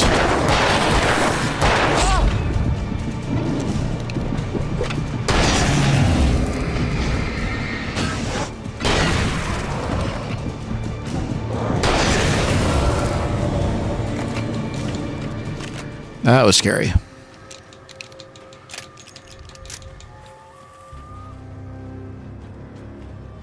Bloody shirt.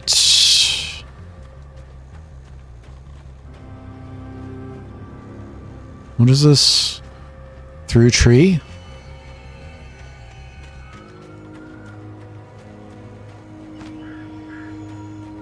That's the right way. Let's go the wrong way.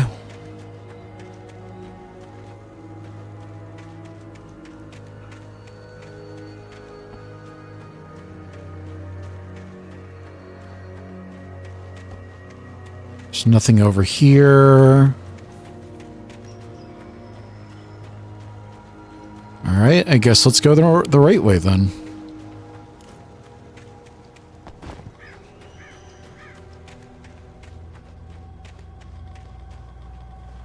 That's Lover's Peak.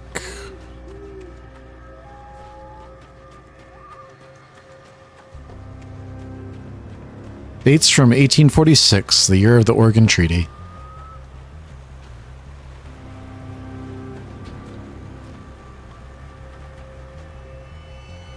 Washington Territory formed, founding of the Bright Falls Mining Co.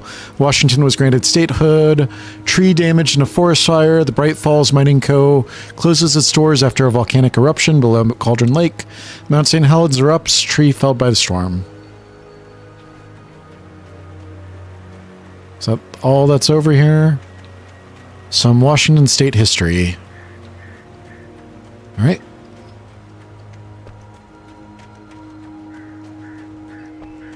This little beam of light here makes me think that there's a manuscript page there.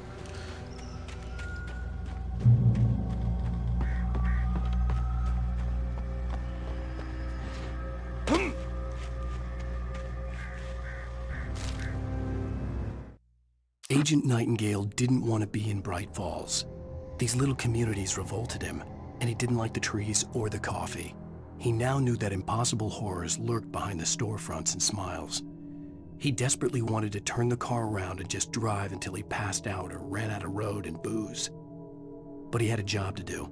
He had a rider to catch, at any cost.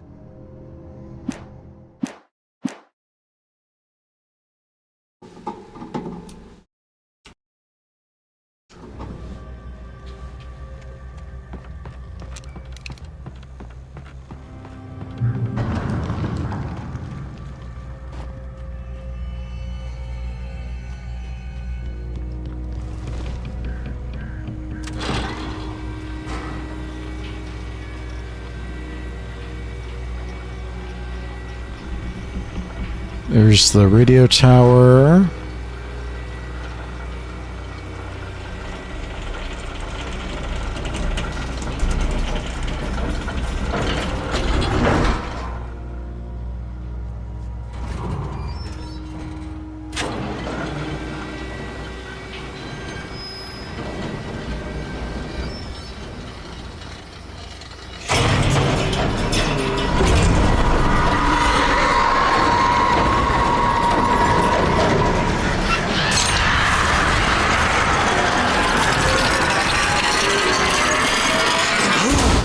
Ow.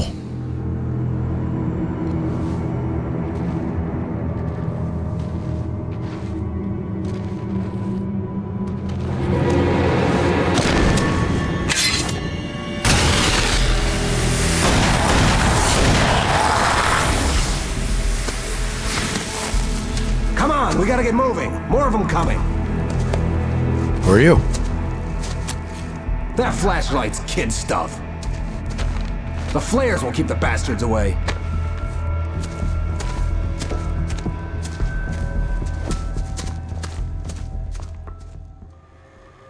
You can see them too? Hell, of course I see them. Come on, we gotta move. Why? Because that's the way the story goes. Hold down RB to use a flare. I lost my gun back there. Oh, I've got a gun. Just keep that light steady on him. It took a moment, but then I recognized him. He'd been on the ferry when I first arrived here with Alice. He knew my name. We were headed in the direction of Lover's Peak. There was no way this was a coincidence. He was the kidnapper. Come on, Wake! You better keep up. Hear that? It's them. How's that, huh? That's what I got for you.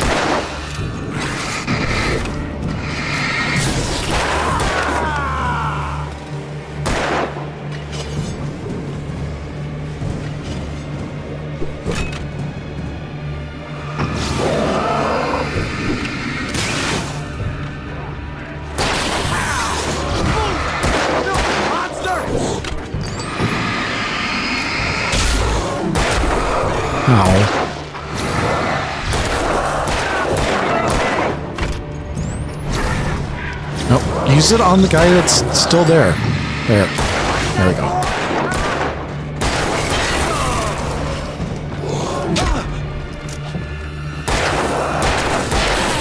That's right, Lover's Peak. Right up these stairs, Wake.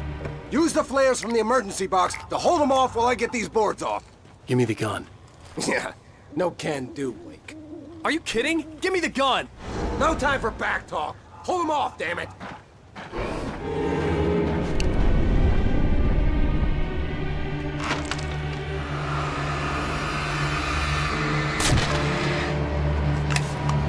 Just a little longer. Scare them off.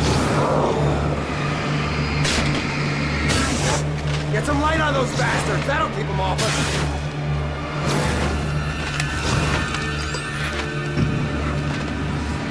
Just a little longer. I almost got it. Okay, it's open. Move it or lose it. Okay. Can you shoot these guys, or...?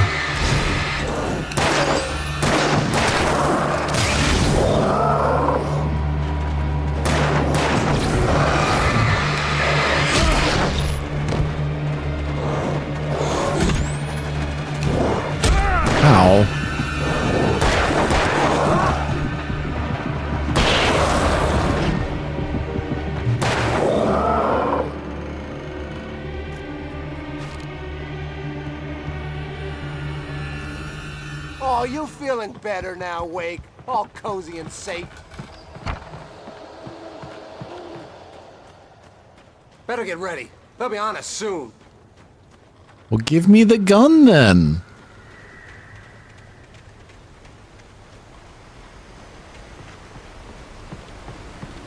This is it, Wake. The last stand. There's more flares here. Get ready. We fight them as long as they keep coming.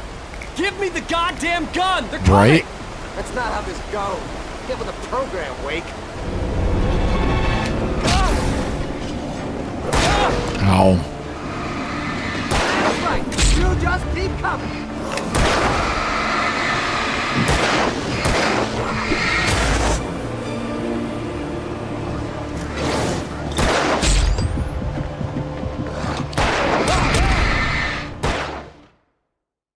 Stand. There's more flares here. Get ready. We fight them as long as they keep coming. Give me the goddamn gun! They're coming! That's not how this goes. Get with the program, Wake. I pressed the dodge button. That's right. You just keep coming. Just die already. Die.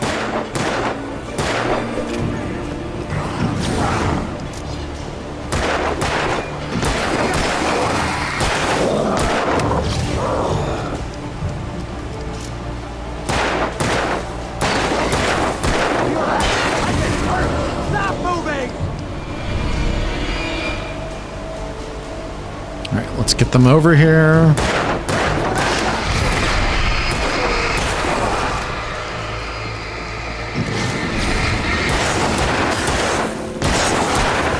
Bang, bang. I know this hurts. This is a piece of cake, Wake. Come on, get down here.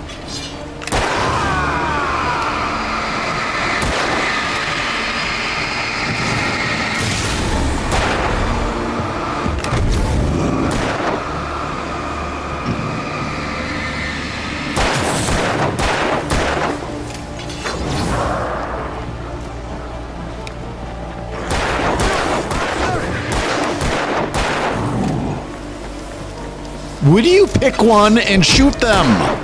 Holy shit. Damn it.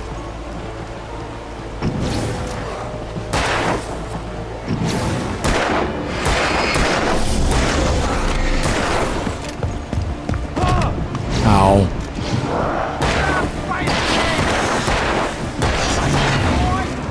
See? Nothing to it. Let's cut the act now. Where's my wife? I knew you were going to say that. I read it all before. You're a hell of a writer. Congratulations. You're going to bring about something glorious and terrible once we get you some proper editorial control. What the hell are you talking about? Where's Alice? I want the entire manuscript, or she's gonna suffer bad. We don't have it. Alan. Alan. We don't have the manuscript, Alan.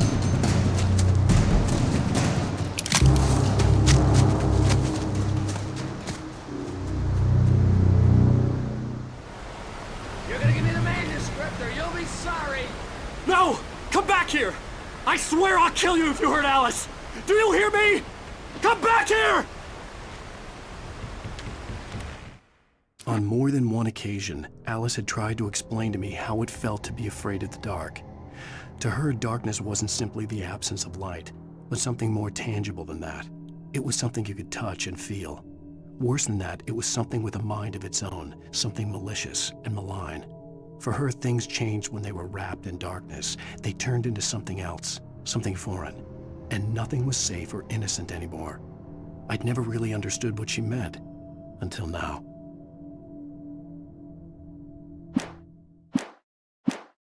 He had Alice, and he wanted the manuscript because he thought it held some magical power, but I had no manuscript to give him. I had to get back to Barry and figure out my next move.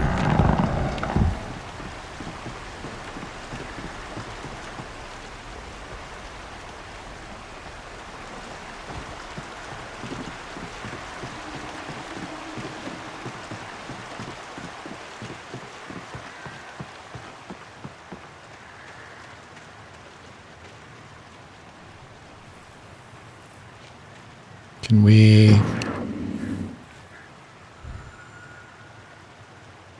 Steve warned me about these traps. I wouldn't want to get caught in one of them. Those teeth look nasty.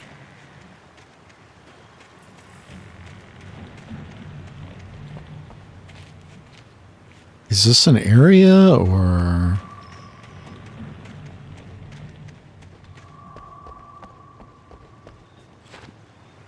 No, it's not. Alright. Oh. I thought that you might be able to jump up onto the tree and then take the tree up to a secret area, but it does not look like that's possible. So I guess let's go down the hill.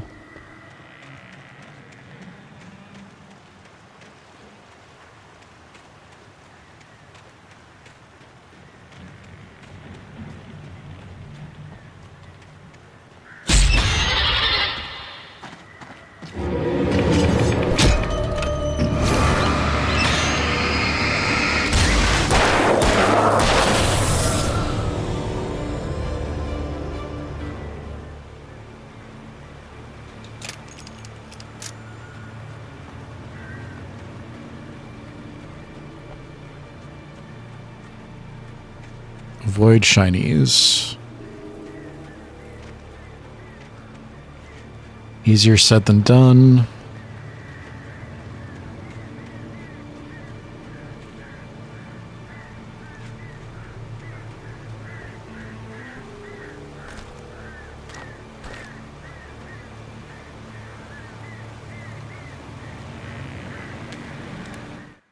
Sarah didn't care about the legal threats Wake's agent had made.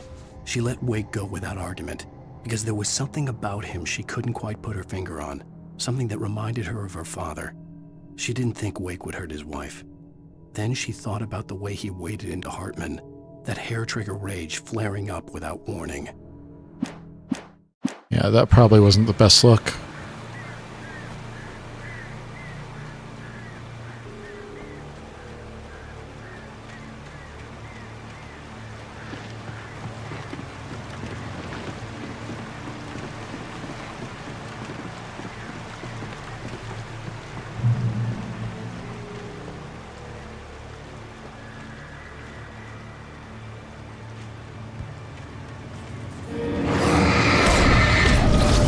Didn't even see him there. Oh my god, camera.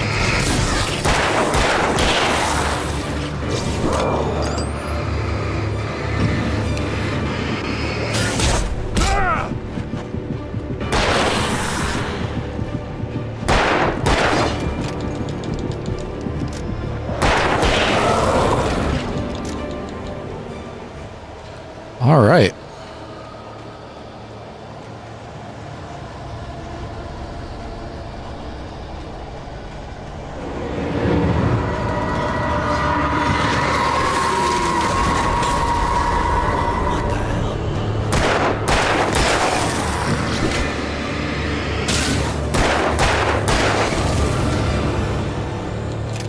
Thought there was somebody beside me. I am glad that there was not.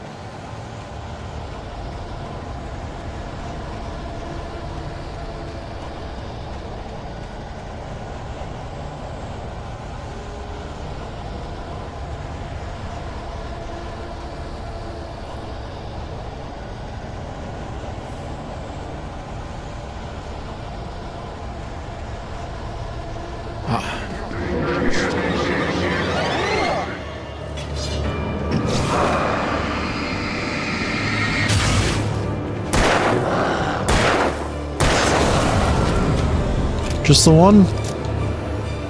Easy.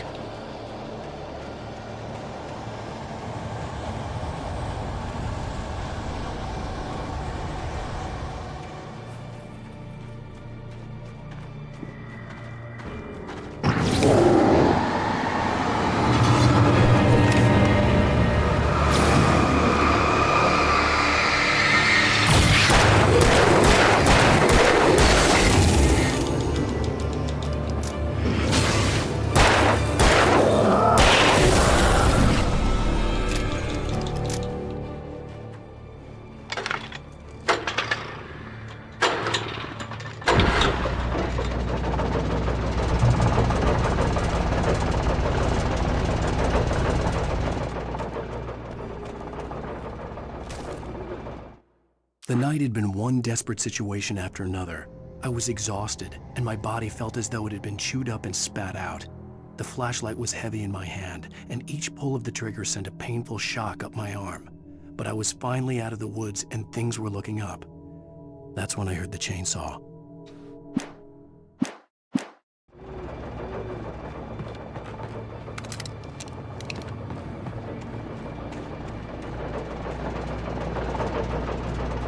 Everything changed when I heard the chainsaw.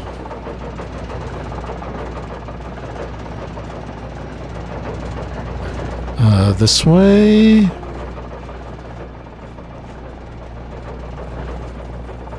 Are we going under the tree?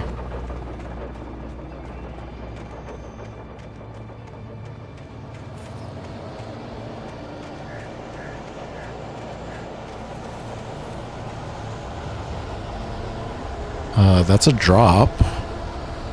Where am I going?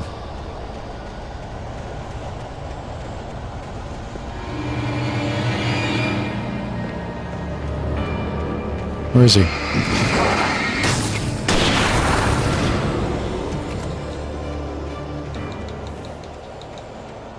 Oh, I don't have any more ammo. I was tapping on the button being like, why are you reloading? That would be why. Right, there we go. Intended drop-off. Is that a plane? I had heard the plane fall. It made no sense. It was clear that it had just fallen here, but it was very old and obviously hadn't flown in decades. Looking at it sent a shiver down my spine.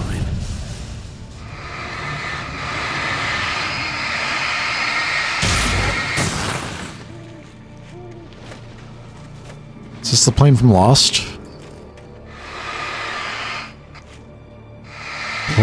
Flight 815?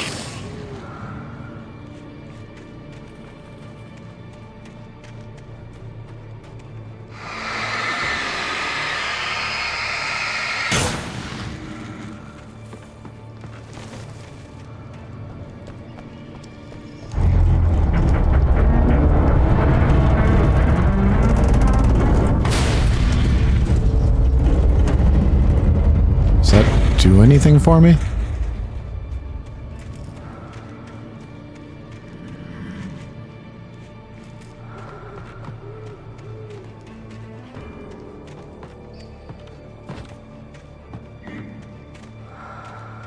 I trying to get on top of it?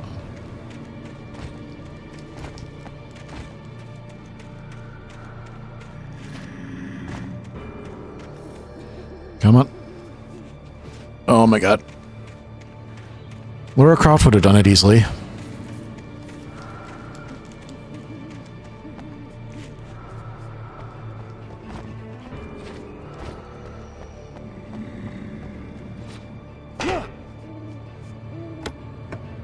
Come on.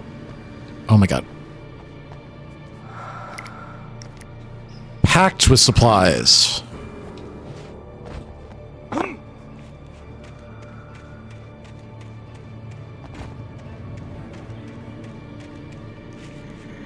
Where am I going?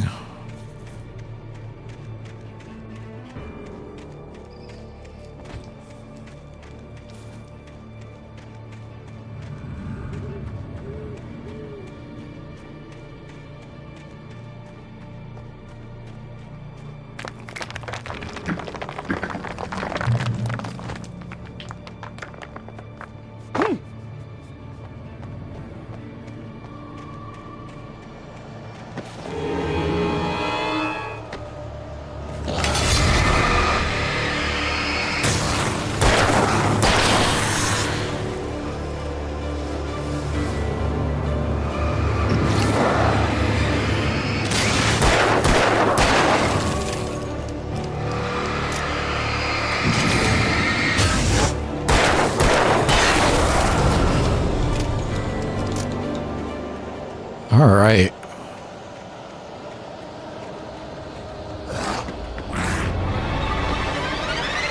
Two of them.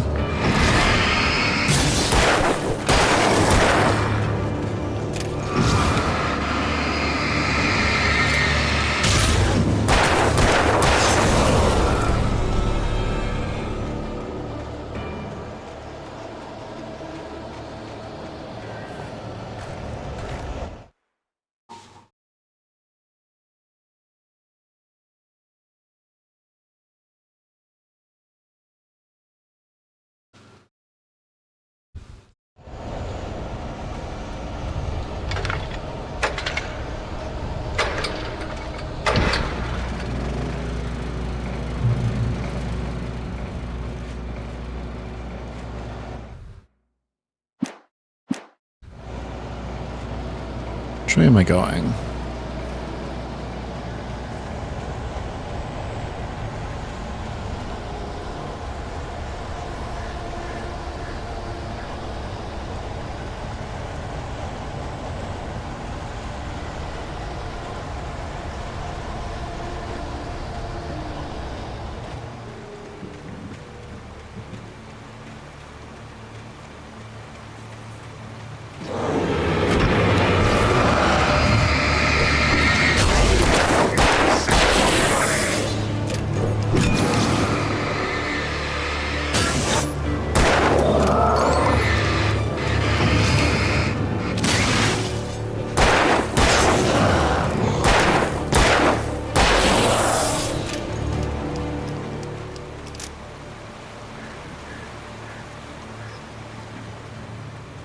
Is there anything on the trail that we missed?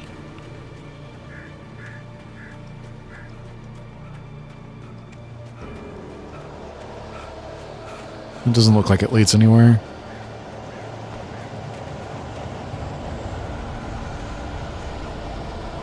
That's where we came from.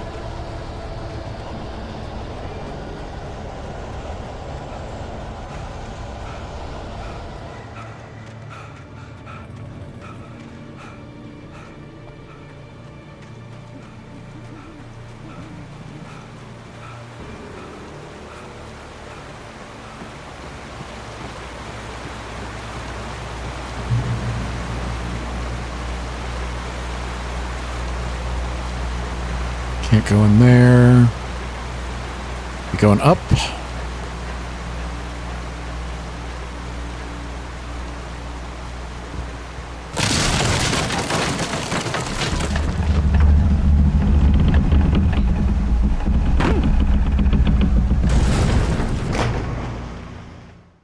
I don't think that was very fair.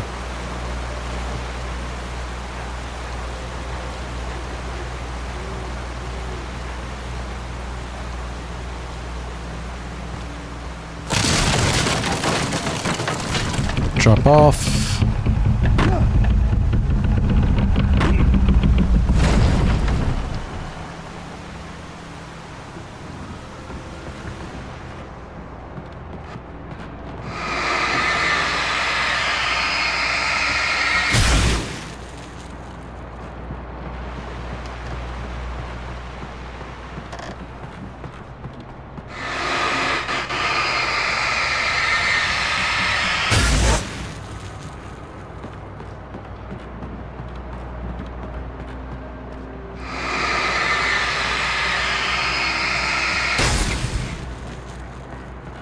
Where are we going?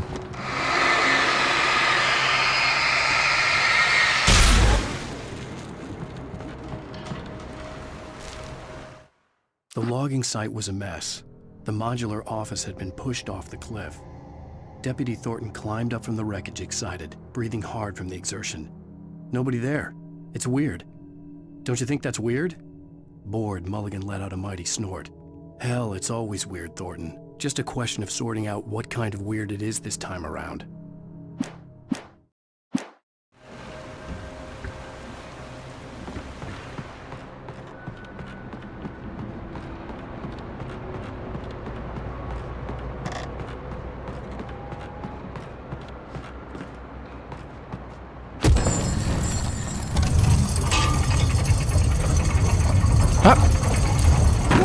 I pushed the button.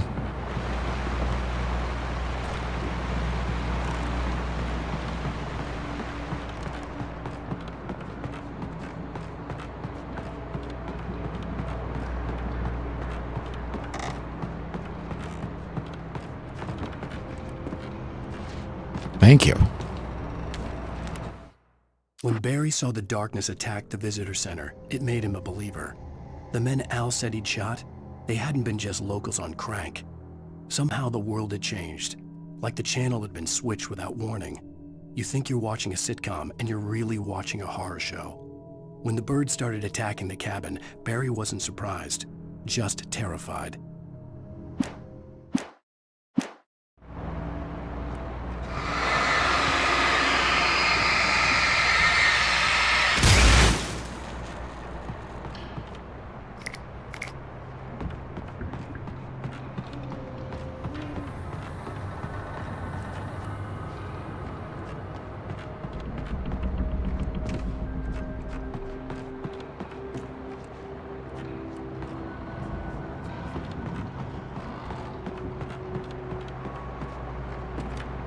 What am I doing?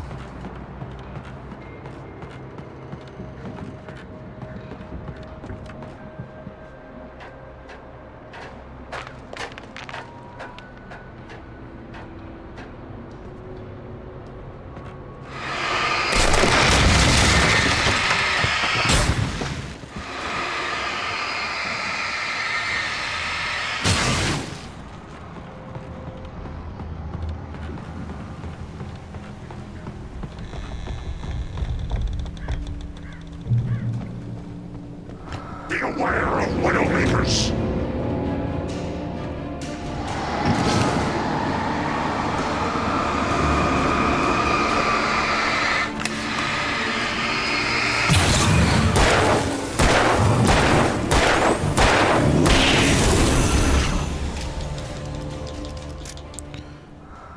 The darkness wears her face.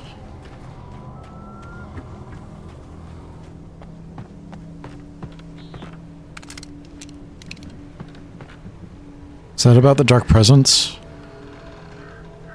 Oh, we lost our shotgun.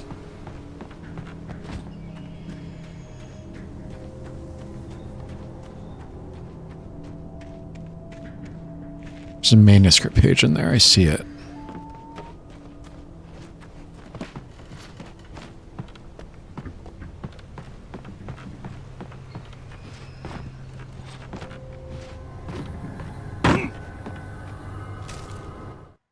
Shadows stirred and the wind picked up as I ran through the forest.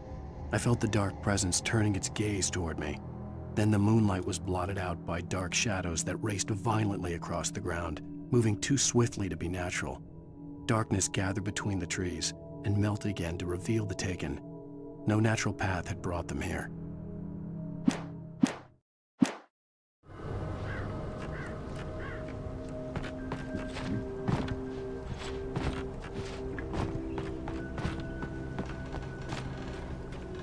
Alright, now we can go. I said, now we can go. Thank you.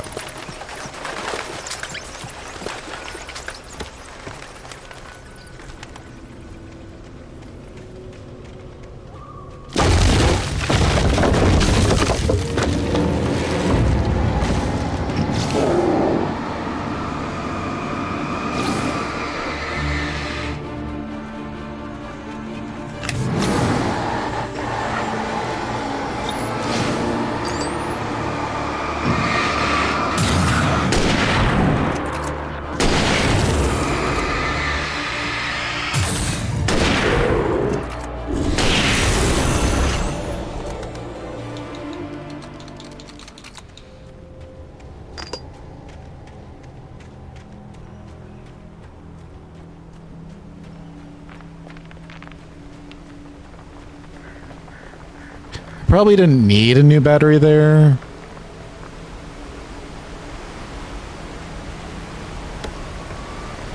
It's not like it's gonna hurt.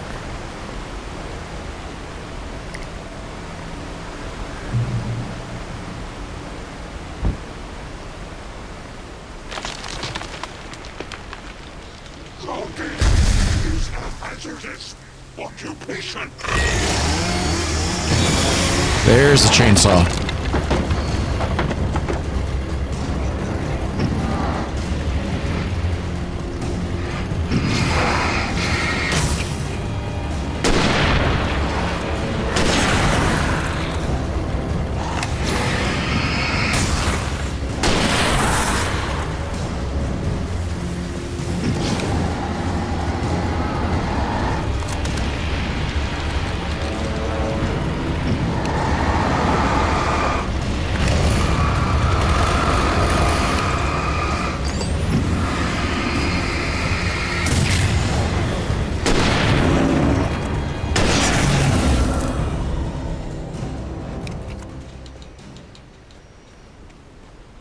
I'm almost out of hunting rifle rounds.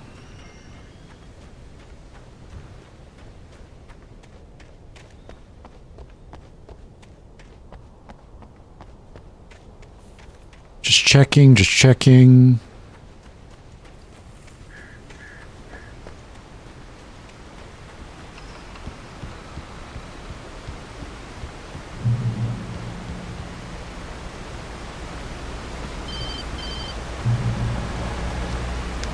Barry?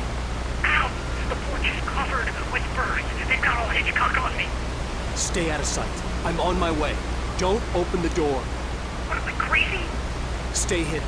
I'll be there soon. Just make sure you keep the lights on.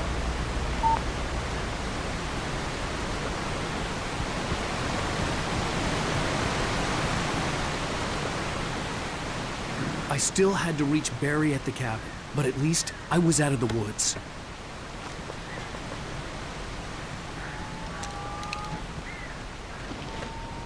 Should be using more revolver. I'd have to get the car from the locked garage. It would get me back to Barry faster, and the headlights were a welcome bonus.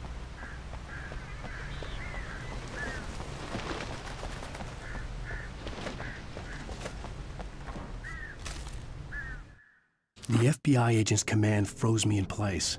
I considered surrender. It was all falling apart anyway. I could give in, let someone else deal with it, but it felt all wrong. Call it instinct, his posture, the way he held the gun. He was no friend. Shots ringing in my ears, I leaped for the hole in the fence and stumbled into the darkness beyond.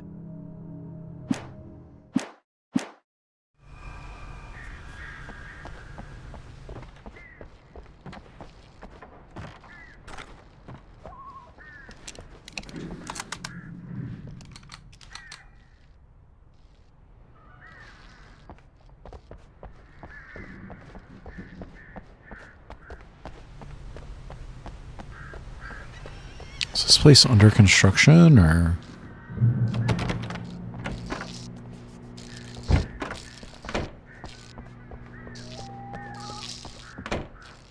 Garage keys. A story is not a machine that does what you tell it. A story is a beast with a life of its own. You can create it, shape it, but as the story grows, it starts wanting things of its own. Change one thing and you set off a chain reaction of events that spreads through the whole thing. The characters have to be true to themselves. The events need to follow a logic that fits the story. A single flaw and the magic is gone. The story dies. Alice dies. I mean, he's not wrong.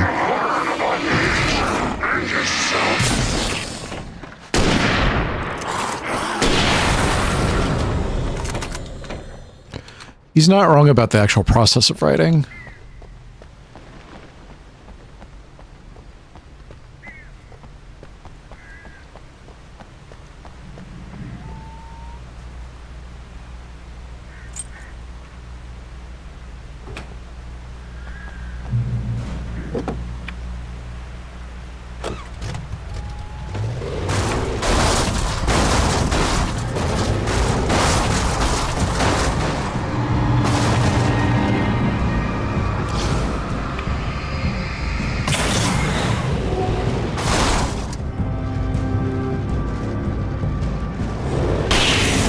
There we go. Oh, did the door come off? What's that thing on the ground? Oh well. Which way am I going?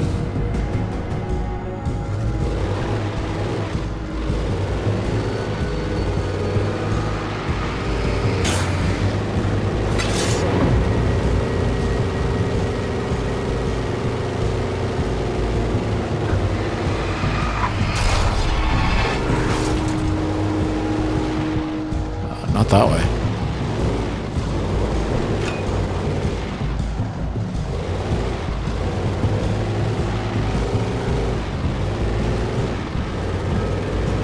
This truck is jerky.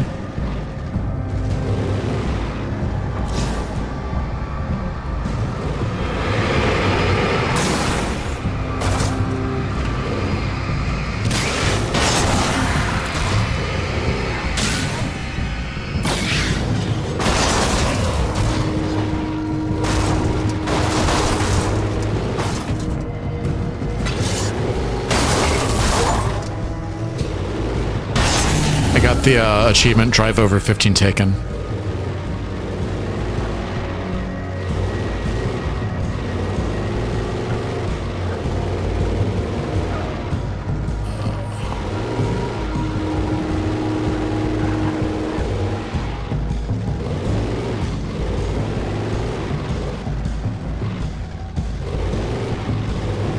Remember when I tried to take the truck at the start and he was like, no, we don't need the truck.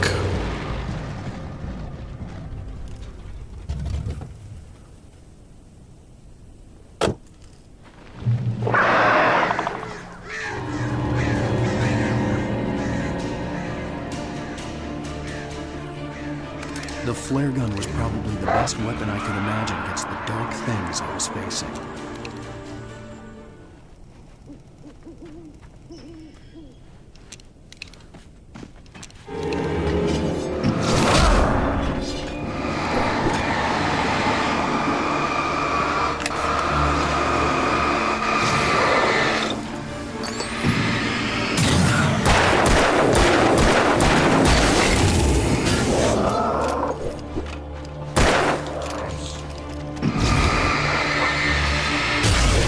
Ow.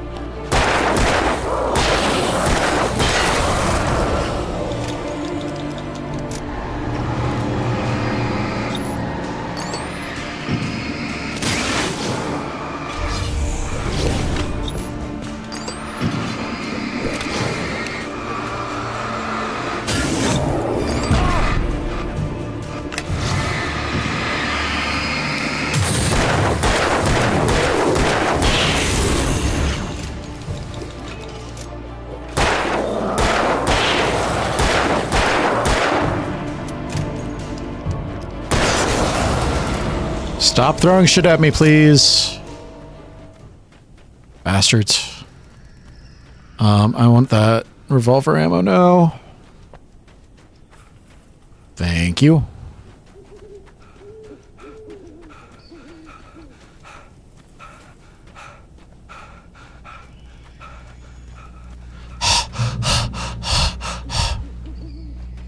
We get it, you're a writer. You don't exercise. It was the kidnapper. You son of a bitch! Where's my wife? Enough horseplay, Wake. You deliver the manuscript, and you can have your woman back. Simple as that. I don't... Listen. I'm gonna need time to finish it.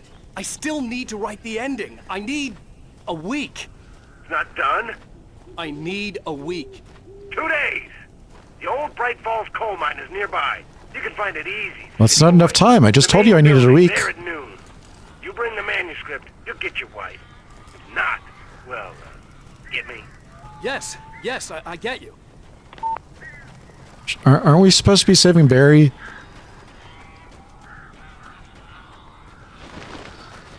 Barry had talked about birds over the phone. Darkness controls is taken. It wears her face. Darkness does a lot of things. Al, I am so glad you're here. A couple of them got in here before I blocked the chimney. This isn't normal. These birds are weird. I looked back here earlier and didn't find this.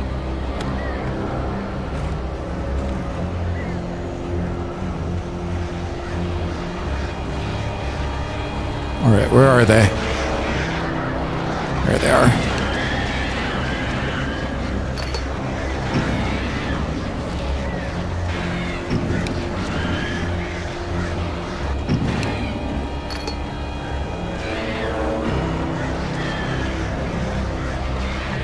Do I need to kite them?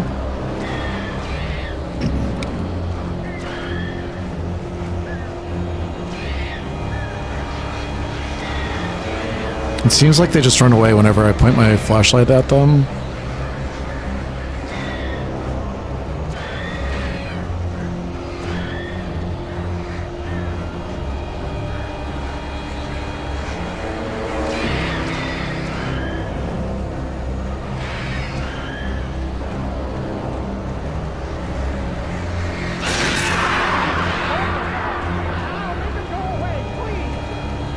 Alright, got one.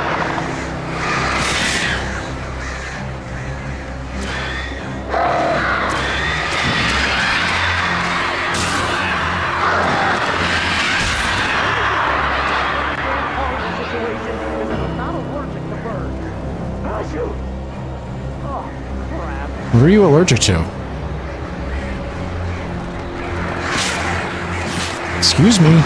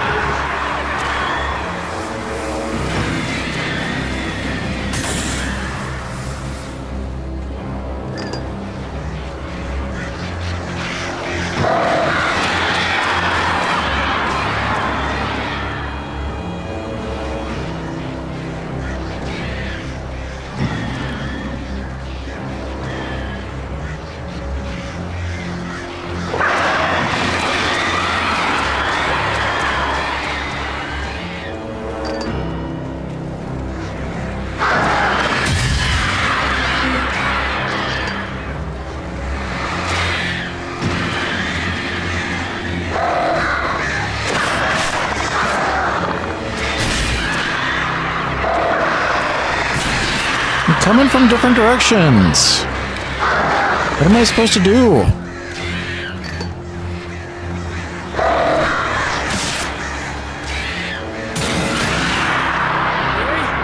You can open the door now. Yay.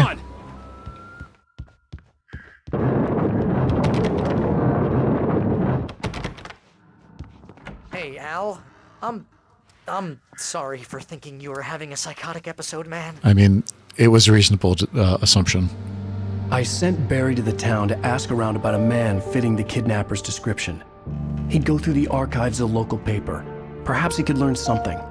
Anything about the island and the cabin that had disappeared. The man wanted a manuscript. I had to try to write him one to get Alice back.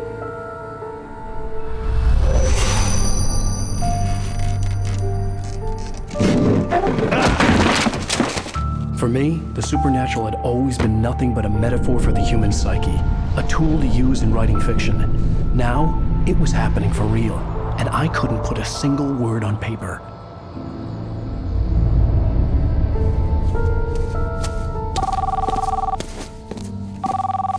Barry Wheeler speaking. This is Rose. Rose? I found Mr. Wake's pages. Oh, you sweet, brilliant girl. Could you and Mr. Wake come get them? I live in the trailer park outside the town. We'll be there in less than an hour. Bye now. See you soon. Have a great day. Hope What's you wrong? come back soon. Welcome to the Oh Dear Diner. Good girl.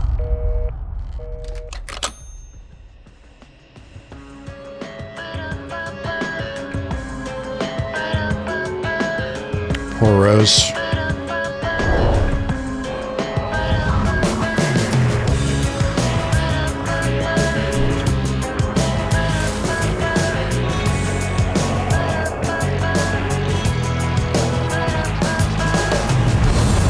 Come here. Pretty please. Can you tell me where I am? You want to say something? Previously on Alan Wake, Alice. How the